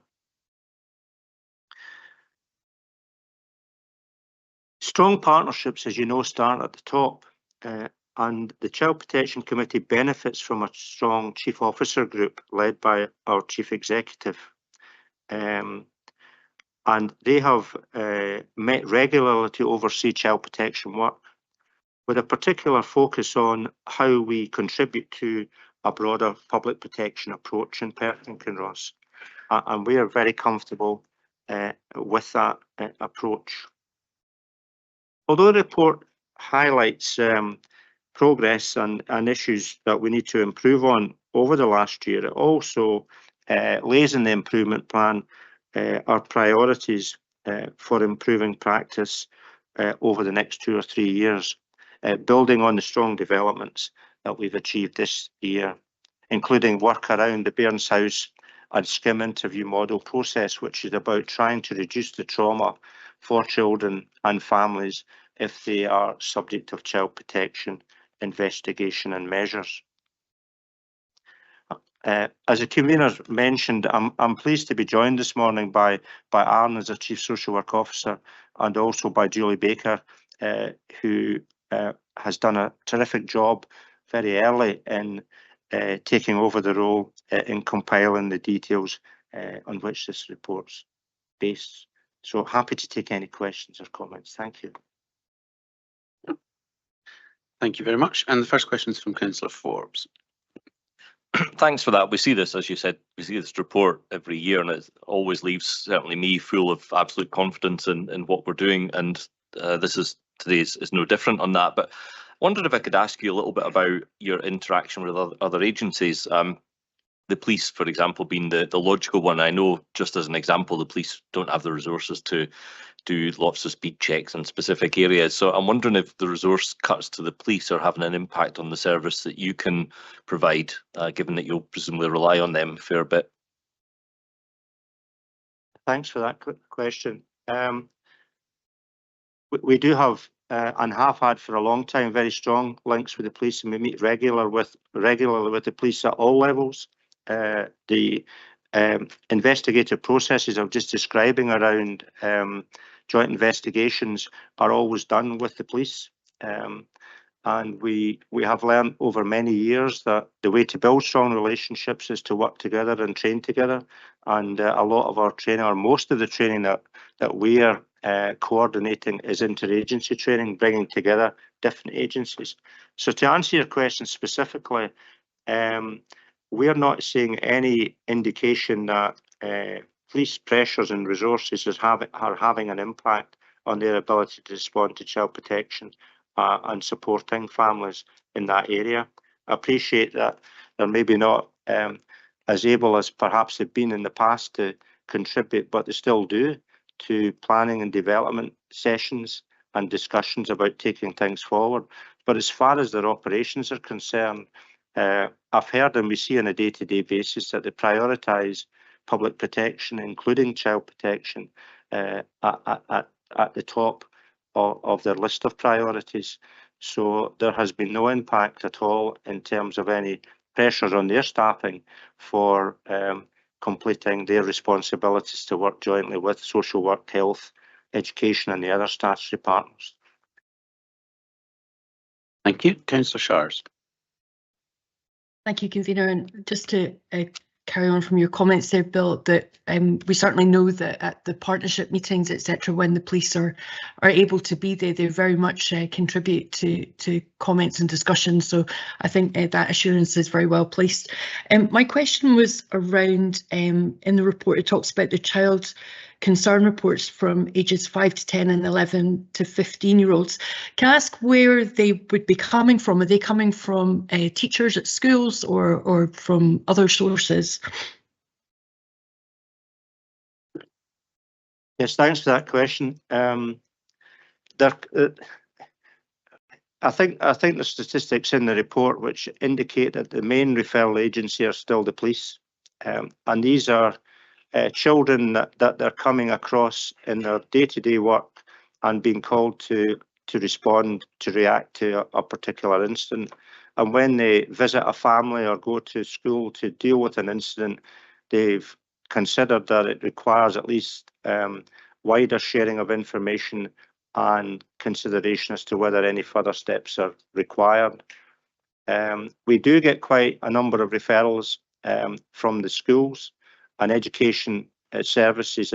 As you'll know, Councillor Shars are very actively involved in the planning arrangements for children individually, but wider planning across children's services planning and development. So I think to answer your question, it still remains the major referrer is the police. We do get quite a number of referrals from education services. We work very closely and have been working closely with them in their development of getting it right for every child and how they develop a pathway to respond to the needs of children in their schools, but recognise if that requires a level of protection, that there is a pathway to progress, and cause for concerns would be one way that they could do that. There are other ways also through bringing in other agencies without necessarily escalating to the point that there's a child protection concern being shared across with social work and the police. And the other area I think that's important to stress is, particularly for this age group, is health. Health have over the years invested quite significantly in relation to their child protection and adult protection response through the leadership of Grace Gillan. And as a result of that, we're seeing a rise in referrals in both child and adult protection from our health colleagues. And another question, Councillor Sharps. Okay. So my next question was on page 75, and it talked about the data and the very welcome decrease in the child protection referrals, but it was to, not really sure how to frame the question, but it was about the period over which we will then, we've noticed this downward trend, and it's at what point do we think that, sorry, really bad question, Fred. It's about the period at which we'll analyse whether there genuinely has been a decrease or if it's like a blip in the data. To understand where I'm coming from. Yeah. Yeah. I'm maybe not the best statistician to answer that in terms of when a change becomes a trend. But I think the question. I think you would generally be looking at 3 to 5 years to see that.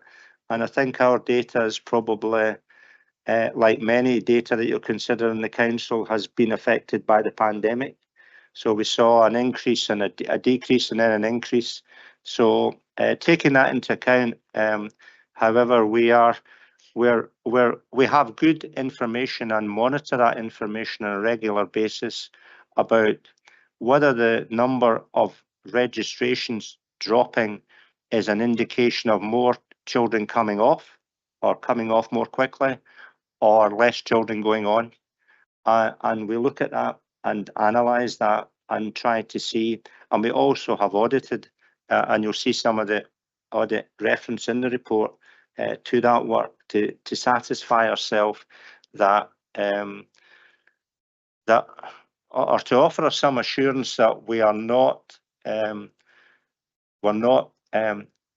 registering children that need to be registered or taking children off too early in the register. One of the constructed developments we refer to in the report is having a consistent figure who does that chairing of all those children who are on the register, and that's offered as a lot of assurance in terms of the standards and the consistency of the standards and how that's been applied. And we're grateful that Aaron and his team have been able to find the resources to continue that post from what was originally a temporary test of change. We've seen the value of that, and I think that's a contributing factor. And it also offers assurance that these decisions are made consistently. And even if a child and to offer maybe the committee some assurance, even if a child comes off the register, it doesn't mean that services to that child stop. All it means is that they'll be provided in a different way from different agencies, but not necessarily with them being subject of registration.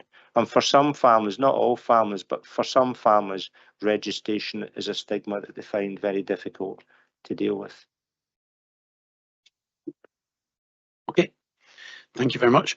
Vice Convener. Thank you. My question is somewhat related. I suppose if I start by saying what my concern is that we see in section 1 that child concern reports are going up, but then in the sections 2, 3 and 4 we see that the further actions that are carried out, all of those are significantly down. Therefore, I'm concerned that one of the explanations for this could be that we have changed our threshold and we are intervening in. We're waiting for things to get worse before we intervene, to put it bluntly. The other outcome could be a more reassuring one, that maybe people are raising concerns that are less warranted, so therefore our intake is better, so we're just seeing more cases, and therefore we don't need to be carrying out more interventions. Is there any analysis of which situation it might be, or whether it's which situation is occurring here? Thank you. Thanks for that question. I think it is a question that certainly we would share your concerns about, and that's why we have audited around that early intervention. And I think one of the tabletop audits that Julie has done in the last year, which has been a helpful development for us, using that shorter, more concise audit tool, has been around what we call the mashup arrangements. So what happens is when a child is a cause for concern comes in, Aaron's team is at the social work intake and will assess those, look at the information that's available to them that they may have and other agencies may have, and decide what initial steps to take. We have created what is called a MASH, which is a multi-agency attempt to bring together at an earlier stage services around a family, around a child, as part of the GIRFEC approach. And we've included the voluntary sector in that. And we've had, through additional resources in relation to the Family Welfare Fund and other sources, an opportunity to arrange with our voluntary sector colleagues a response which offers support to families without it needing them to progress to formal child protection measures at that stage. So I think the indications from that, and I'll ask Julie maybe to comment on that, but indications from that audit would suggest that we're not seeing children who should have progressed to multi-agency intervention being deflected or diverted to the voluntary sector, who didn't require a higher level of input because of resources or threshold issues, as you described, but rather that we're seeing that families are more likely to engage with the voluntary sector at that point if they can see the support that can be offered to them to avoid the situation escalating to the point where we've had to take formal intervention steps. But I'm not sure, Julie, if you maybe want to add comments in relation to that audit. Yes, thank you. I think one of the issues is at the moment, currently, when people want to refer a child to MASH, it still has to come through the Child Protection and Duty team as a social work referral. So since MASH was instituted in 2022, I think people are now referring through social work for the MASH service.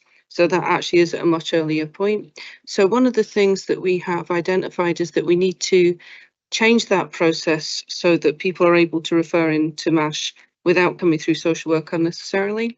But to get that mechanism in place will take some time, but I envisage we'll see a change in that when that process is formalised to allow, for example, schools at an early point or youth organisations to refer into MASH without coming through a social work service. Thank you. Councillor Massey. Thank you, Convener. During your presentation, you mentioned an improvement plan and self-evaluation. On page 124, conclusions and looking forward, states that the CPC will be developing a 3-year self-evaluation strategy and audit plan to ensure that progress is tracked can you give me an insight into how this will work and who will monitor this evaluation? Yeah, the improvement plan is a plan that that Julie and I oversee and compile on the basis of the priorities that we've identified. But the improvement plan is tabled at the Child Protection Committee at least probably 2 or 3 times a year minimum, and the whole Child Protection Committee would oversee that, and on an annual basis, in addition to yourselves, this report also goes to Chief Officer Group. So ultimately, we're accountable for the progress or speed of the progress as dictated within that improvement plan. So it's also within the Child Protection Committee arrangements. We have a subgroup, a quality assurance subgroup, which Aaron chairs. I'm sure Aaron will maybe want to say a bit more detail about that. But the Child Protection Committee, on probably a quarterly basis, would delegate the responsibility for ensuring that the progress is being tracked and monitored. And Julie would assist the quality assurance subgroup in providing the information from agencies who are responsible for delivering that element of it, that they're on track, or if they are not on track, the reasons for that. Sorry, apologies. So does that mean that what that's is actually saying it's a CPC are self-evaluating themselves? It's not individuals. It's not individuals that work for the CPC. And well, the plan is monitored through Julie and myself, and then the next stage would be for the quality assurance subgroup to consider the improvement plan as part of their remit and to bring any concerns they have back to the CPC. But in addition to that, at least twice a year, the CPC would have this as a major item on their agenda, and we'd be going through any of the areas. So all of the CPC at that point, if they feel that a particular action isn't being progressed quickly enough, they would be accountable for that, or indeed would challenge their professional colleagues around the table about that. I'm not sure, Anne, if you want to add to that in relation to what the quality assurance subgroup does.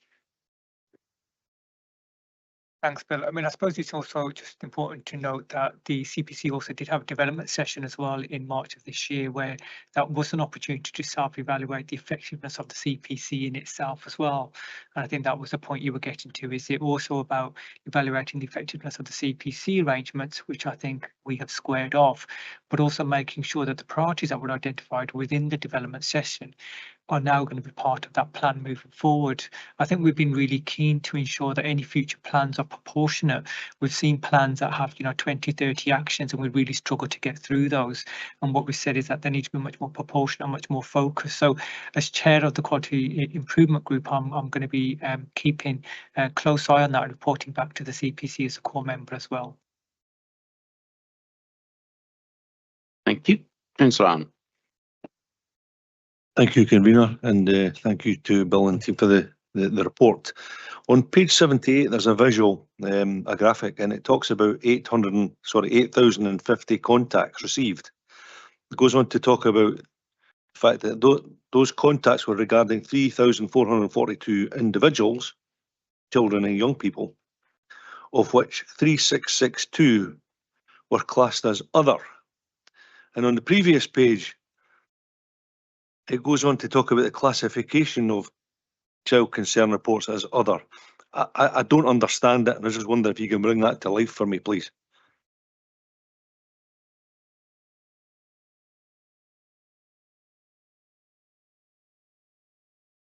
Thanks. I think Julie will be able to maybe answer that in detail, because we have, that was a particular desktop audit that we looked at, was this categorization of other, and how we can get a better handle on what that actually means. And I think it was a number of factors, including the technology in relation to the system that we've got. But I'm sure Julie will be able to give you more detail than I can.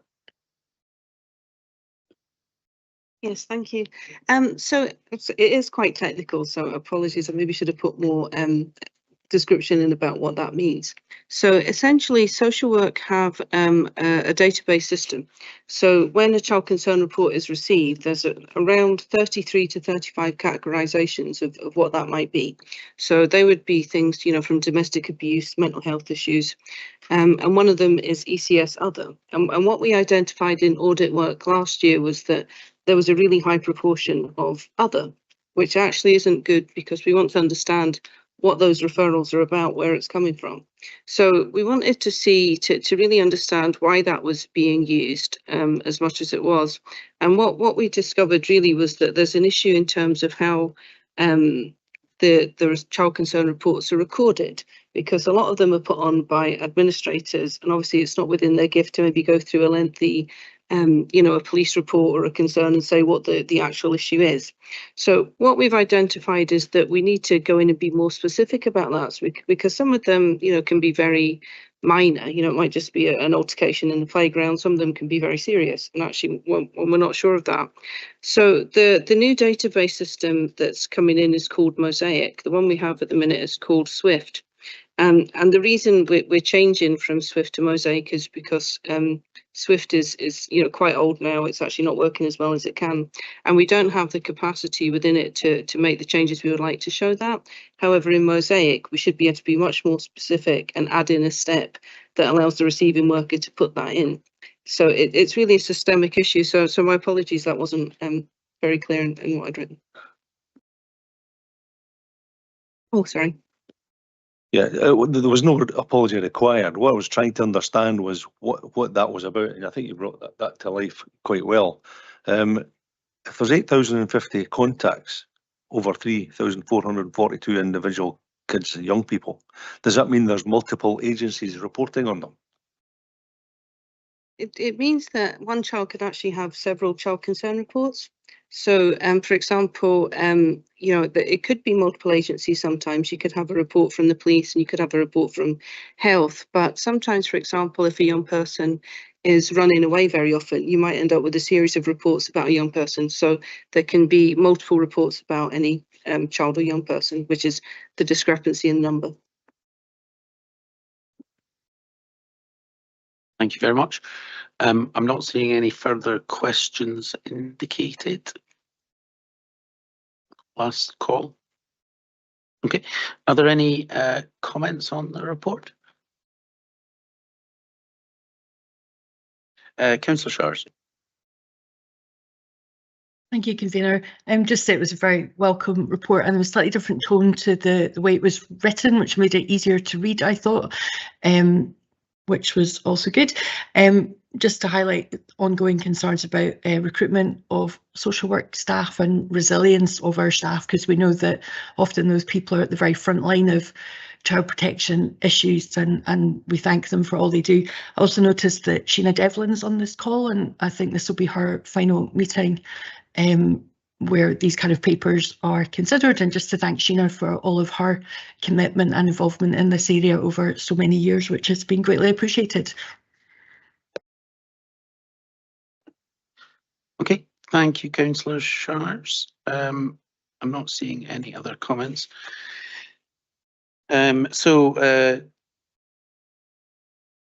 to think to echo the comments that we heard before about the high level of assurance, I think that this provides us, and obviously the enormous amount of hard work and difficult work that goes on by members of the Child Protection Committee. So thank you, Bill and Julie and all of the staff. Thank you to Aaron and your staff, and thank you as well, as Councillor Shars indicated, to Mrs Devlin. The recommendation before the committee is that we scrutinise, comment as appropriate on the Child Protection Committee Standards and Quality Report and the contents of the improvement plan and the executive summary of the report and the infographic. Are we happy to do that?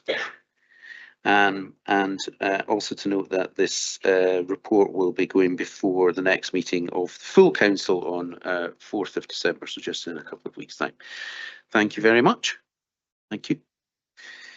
We'll now move on to item 10, which is the Health and Social Care Partnership Clinical and Care Governance Assurance Report.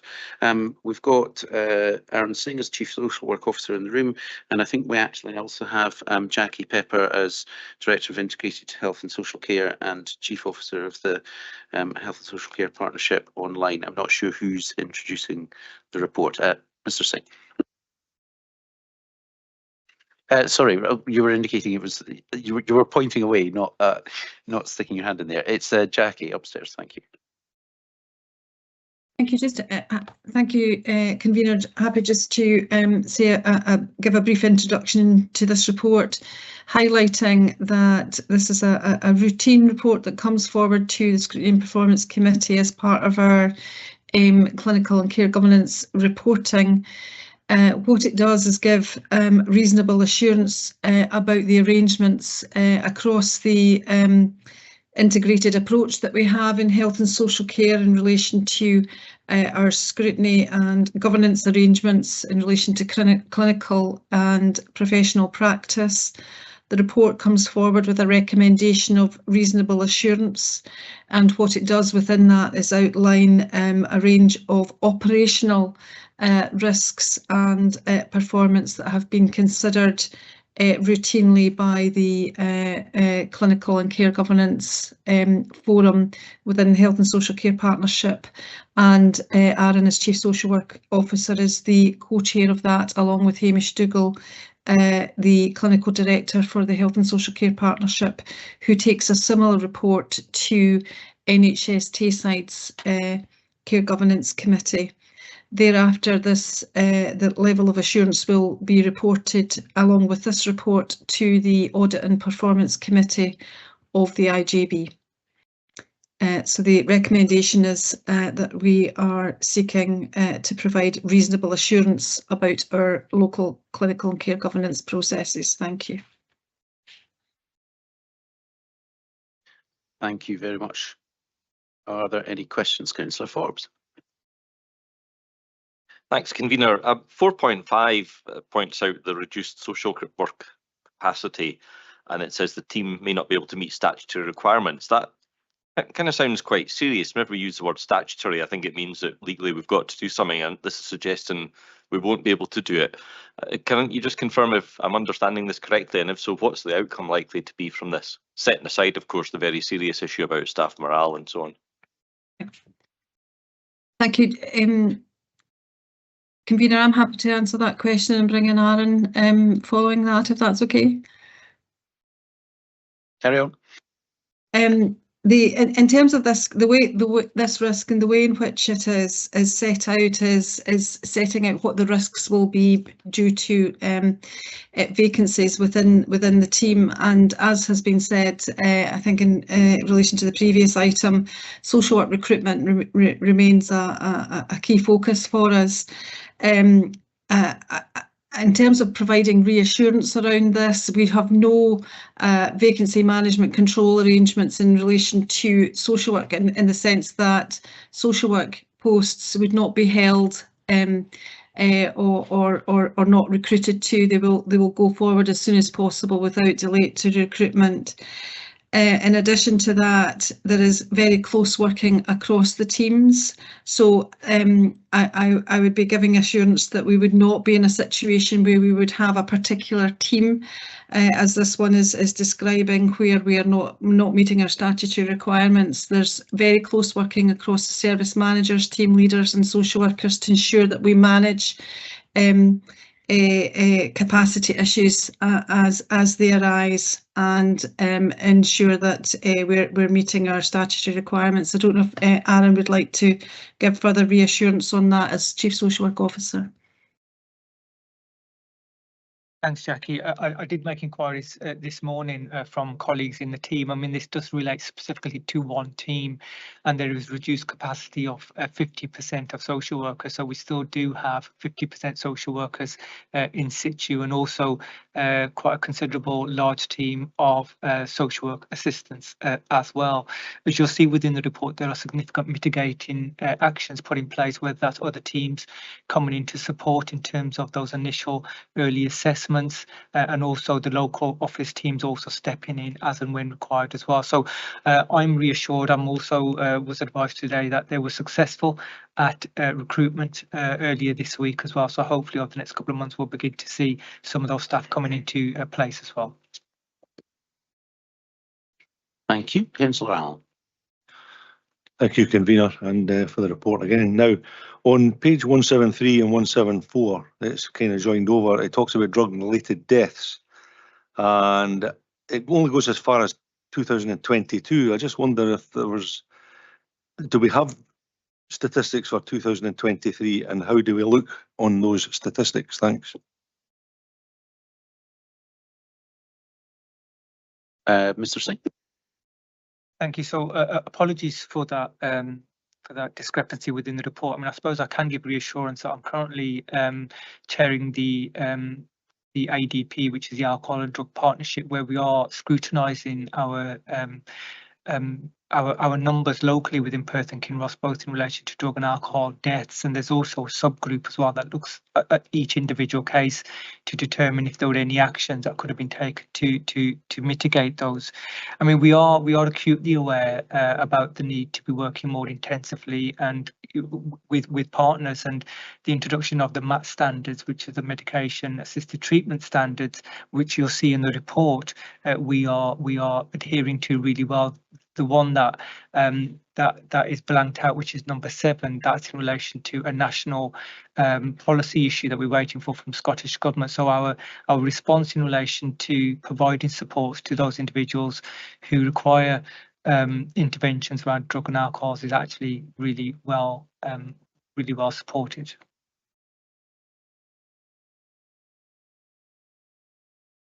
Okay, thank you. I'm not seeing any other questions. I'll just give it a second for anybody.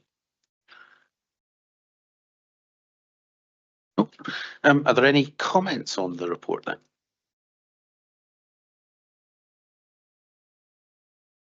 Okay. Can we then, 1 second, let's get to the right page. So having scrutinised the report, we are asked to agree the level of assurance. Can we agree that with the suggestion of the Chief Officer that the recommended level of assurance is reasonable assurance? Agreed. Thank you very much. Okay, thank you very much to the Chief Officer and Chief Social Work Officer for being here for that report. Thank you.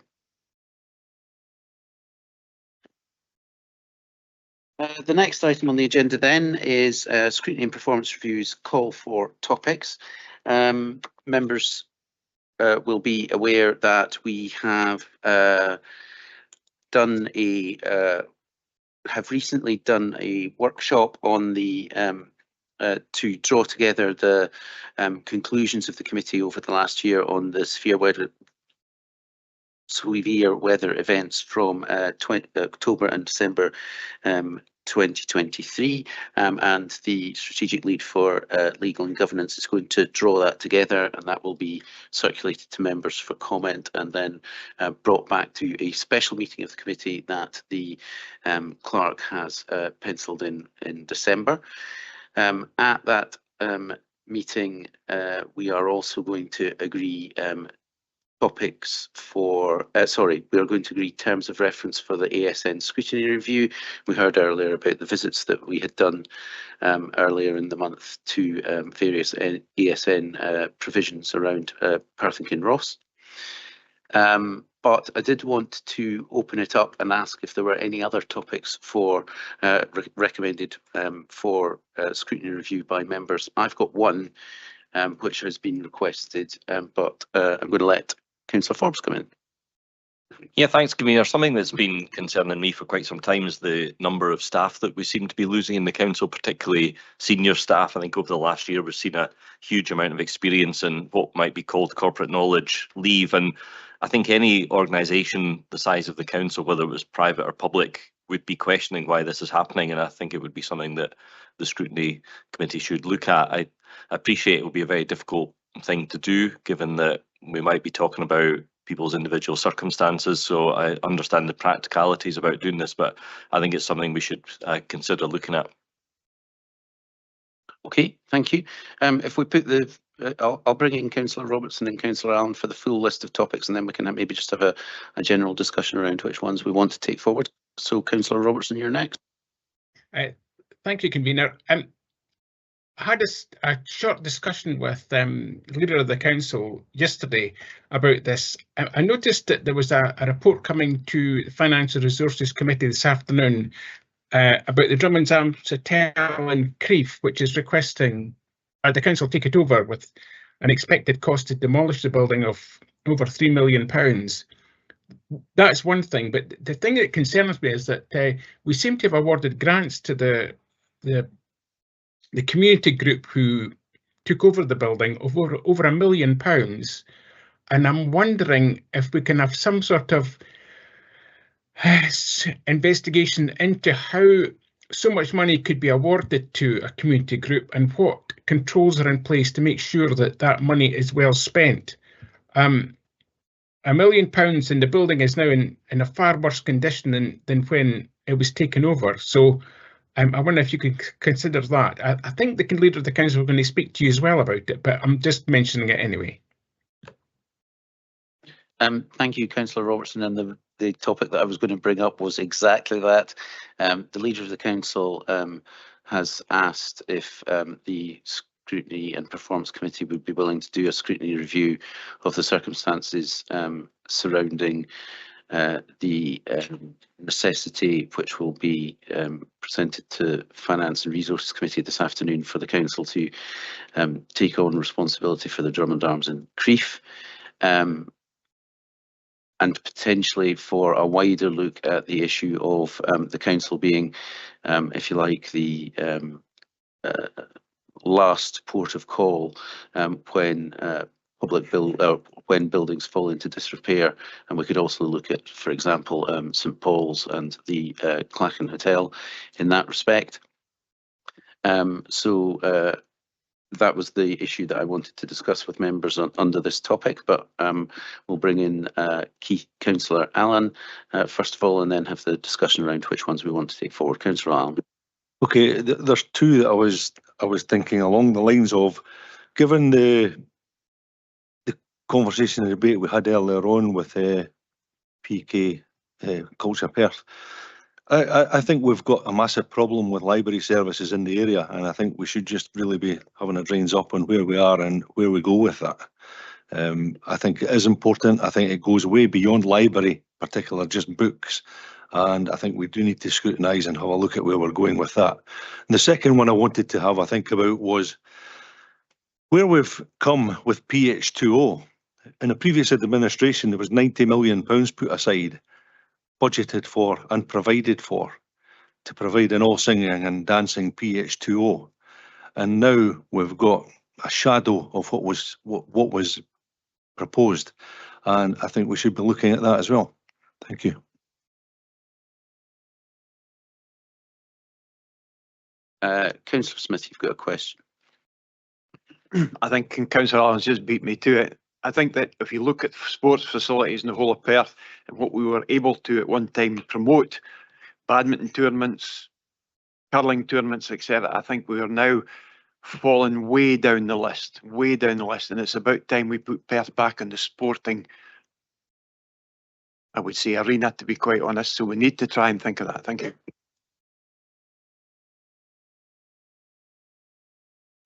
Okay, does anybody else have any reflections or comments or Councillor Shires, you've got a question. Sorry, it was just a sort of more general question about members that are not on this committee. Will there be I've maybe missed an email or something, but will they get the opportunity to feed in any things they would like to see the committee consider?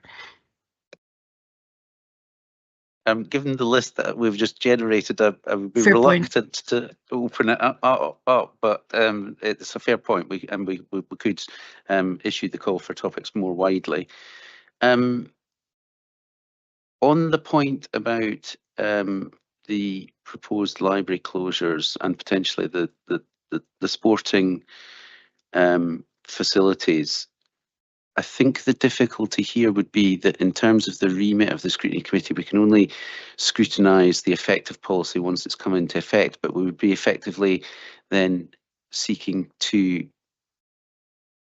well, we would be considering budget decisions rather than necessarily policy decisions. Can we maybe take that one under advisement, Councillor Allen? Because at the same time, for example, on the libraries, we are looking at all, or as we heard from the Chief Executive of CPK, we are looking at alternative, or they are looking at alternative and supporting provision. But at the same time, I mean, I absolutely recognise the point that you're raising. Helen did say that she was going to come back with some research, so maybe we could scrutinise that and have a discussion around that at a point in time. There's also the added complication that the library review is a result of a budget decision that this council made in terms of funding for CPK. So, you know, this is the implementation of a budget decision and a process that needs to be followed to implement that. So I don't see the appropriateness of scrutiny cutting across that process that has been set in train. And there's a similar issue with PH2O. I mean, this is a council decision. Costs, as we know, have increased significantly from when the £90 million was put in place, and a council decision has been taken on what the PH2O will be, subject to a couple of other areas that are being explored, and the financial envelope in which we are working towards. So again, I'm struggling to see what the review would be in terms of cutting across that budget decision. Coming back with regards to the libraries, we take a budget, can't even say it. We take budget decisions every year, and we haven't set next year's budget yet to suggest that PKC will not get any further funding. We don't know that. I think I understand the point you're making. I think we're going to have the opportunity during the budget review process to speak to CPK. Certainly, Helen was indicating that she might be looking for coming back to the council and speaking to us about at least supporting that transition. So maybe the budget process and a sort of internal within the political groups kind of scrutiny is the more appropriate forum for that at the moment. On the given that Councillor Robertson raised it and the council leader has raised it, and I know it's been raised in my political group, can we agree that we would look to scope out terms of reference potentially, if we can get them done, for the special committee meeting on the Drummond Arms in Crieff? Does that sound reasonable to members? Agreed. Okay, thank you. Oh. Can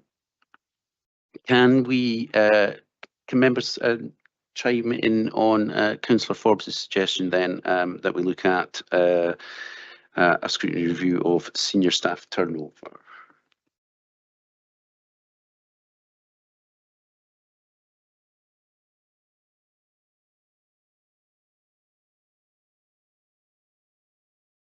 Councillor Massey and then Vice Convener.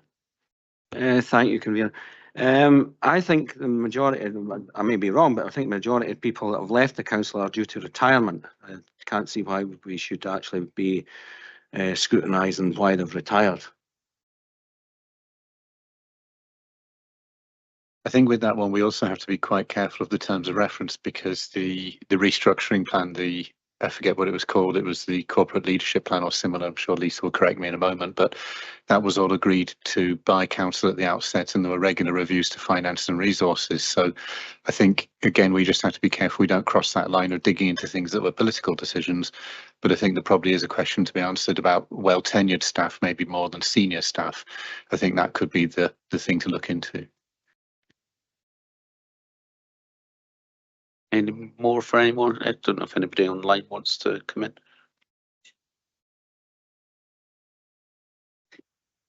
I'm not really sure how we would do a review like that without looking at people's own personal reasons as to why they want to retire or resign or take another job, or you know, because the majority of at the senior leadership is in implementation of the revised structure that was agreed by council in terms of the leadership review, and you know, other people have retired or moved on, and I suppose it's how would we decide which pool of staff we were looking at? If you're looking at your most senior leaders, then your most senior leaders have either gone as a result of the agreed redesign and restructure and have gone voluntarily in terms of retiral, or are subsequently retiral, or are moving on for their own personal reasons. I'm not even sure how I would even begin scoping something like that. Yep, Councillor Forbes. I was just going to say though, I think maybe the point that Councillor Forbes was raising was not to cut across what we'd agreed in terms of the corporate leadership, but maybe more about the loss of institutional memory and the risks that that poses to the organisation. But you wanted to come back in, Councillor Forbes. Yeah, I understand Lisa's concerns, and I think I highlighted that to some degree when I said my thoughts on what we should be looking at. I understand this will not be an easy thing to do, and I actually don't know how we do it either, but I mean, to be kind of blunt, that's not our job to decide how that happens. It's kind of our job to say this is an area as a scrutiny committee that we should look at, and I just can't believe that I'm the only elected member that is not concerned about the number of people that seem to be leaving the council. How we go about doing it, I accept will be difficult and will be for others to decide, but I think our job is to decide if it's something we should look at or if we don't, and if we do, great. If we don't, then fine.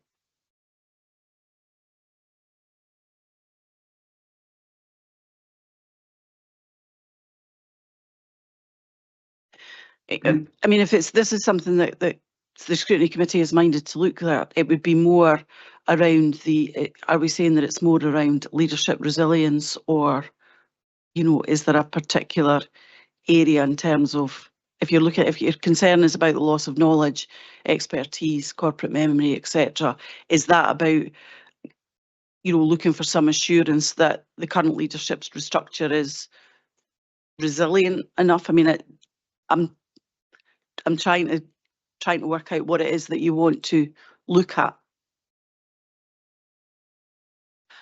It's really to find a reason as to why we're losing so many staff. Now, it could be political interference. It could be, we heard about lots of complaints. It could be frontline officers are sick fed up dealing with huge numbers of complaints. Some of them we know to be vexatious. It could be personalities. It could be councillors putting too many demands on people.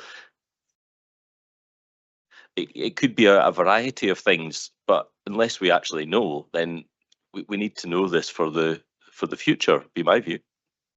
Okay, and we'll bring in Councillor Robertson online. Sorry, I'm just listening to the discussion on this.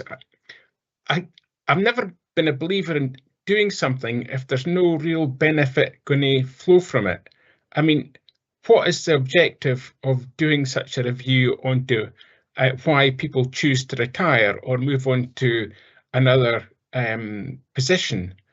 I just, as Mrs.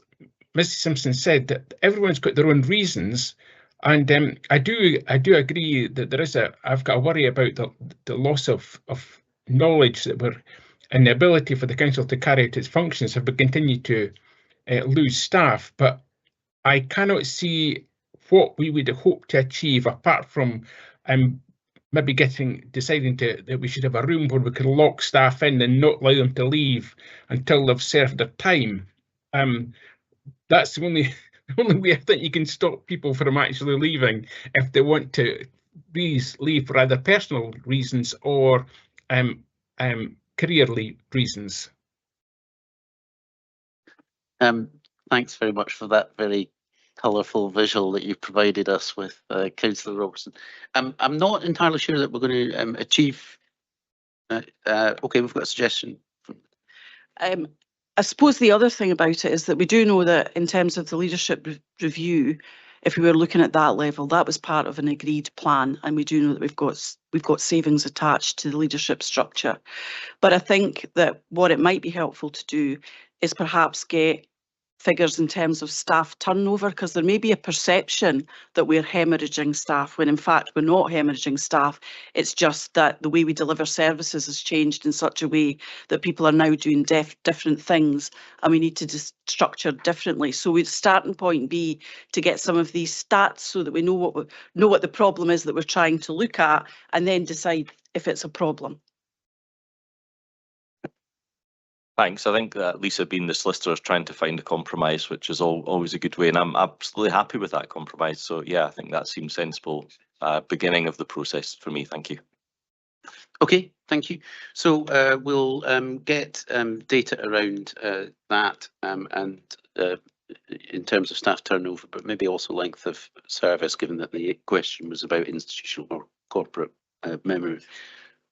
Okay, sorry, corporate memory. And then we can have that discussion and see whether depending on when we get a discussion around that, then see whether we've got terms of reference for a scrutiny review for the next meeting. But we'll agree on terms of reference for ESN scrutiny review, terms of reference for Drummond Arms, potentially other programmes. Councillor Forbes, you want to come in? Sorry, yeah, Drummond Arms I think is really valid and important, but could we not limit it just to the Drummond Arms, widen it out to the process rather than that specific issue? Yeah, and that's what I was saying. I think if we scope if the Drummond Arms is the starting point, but we draw up the terms of reference so that the scope can be wider, potentially looking at other I guess you would call them liabilities for the council in terms of other buildings at risk, for example. And then we will also conclude with the severe weather event review at the next meeting. If there's nothing else at the moment, then thank you all for your attendance and engagement, and the meeting stands adjourned.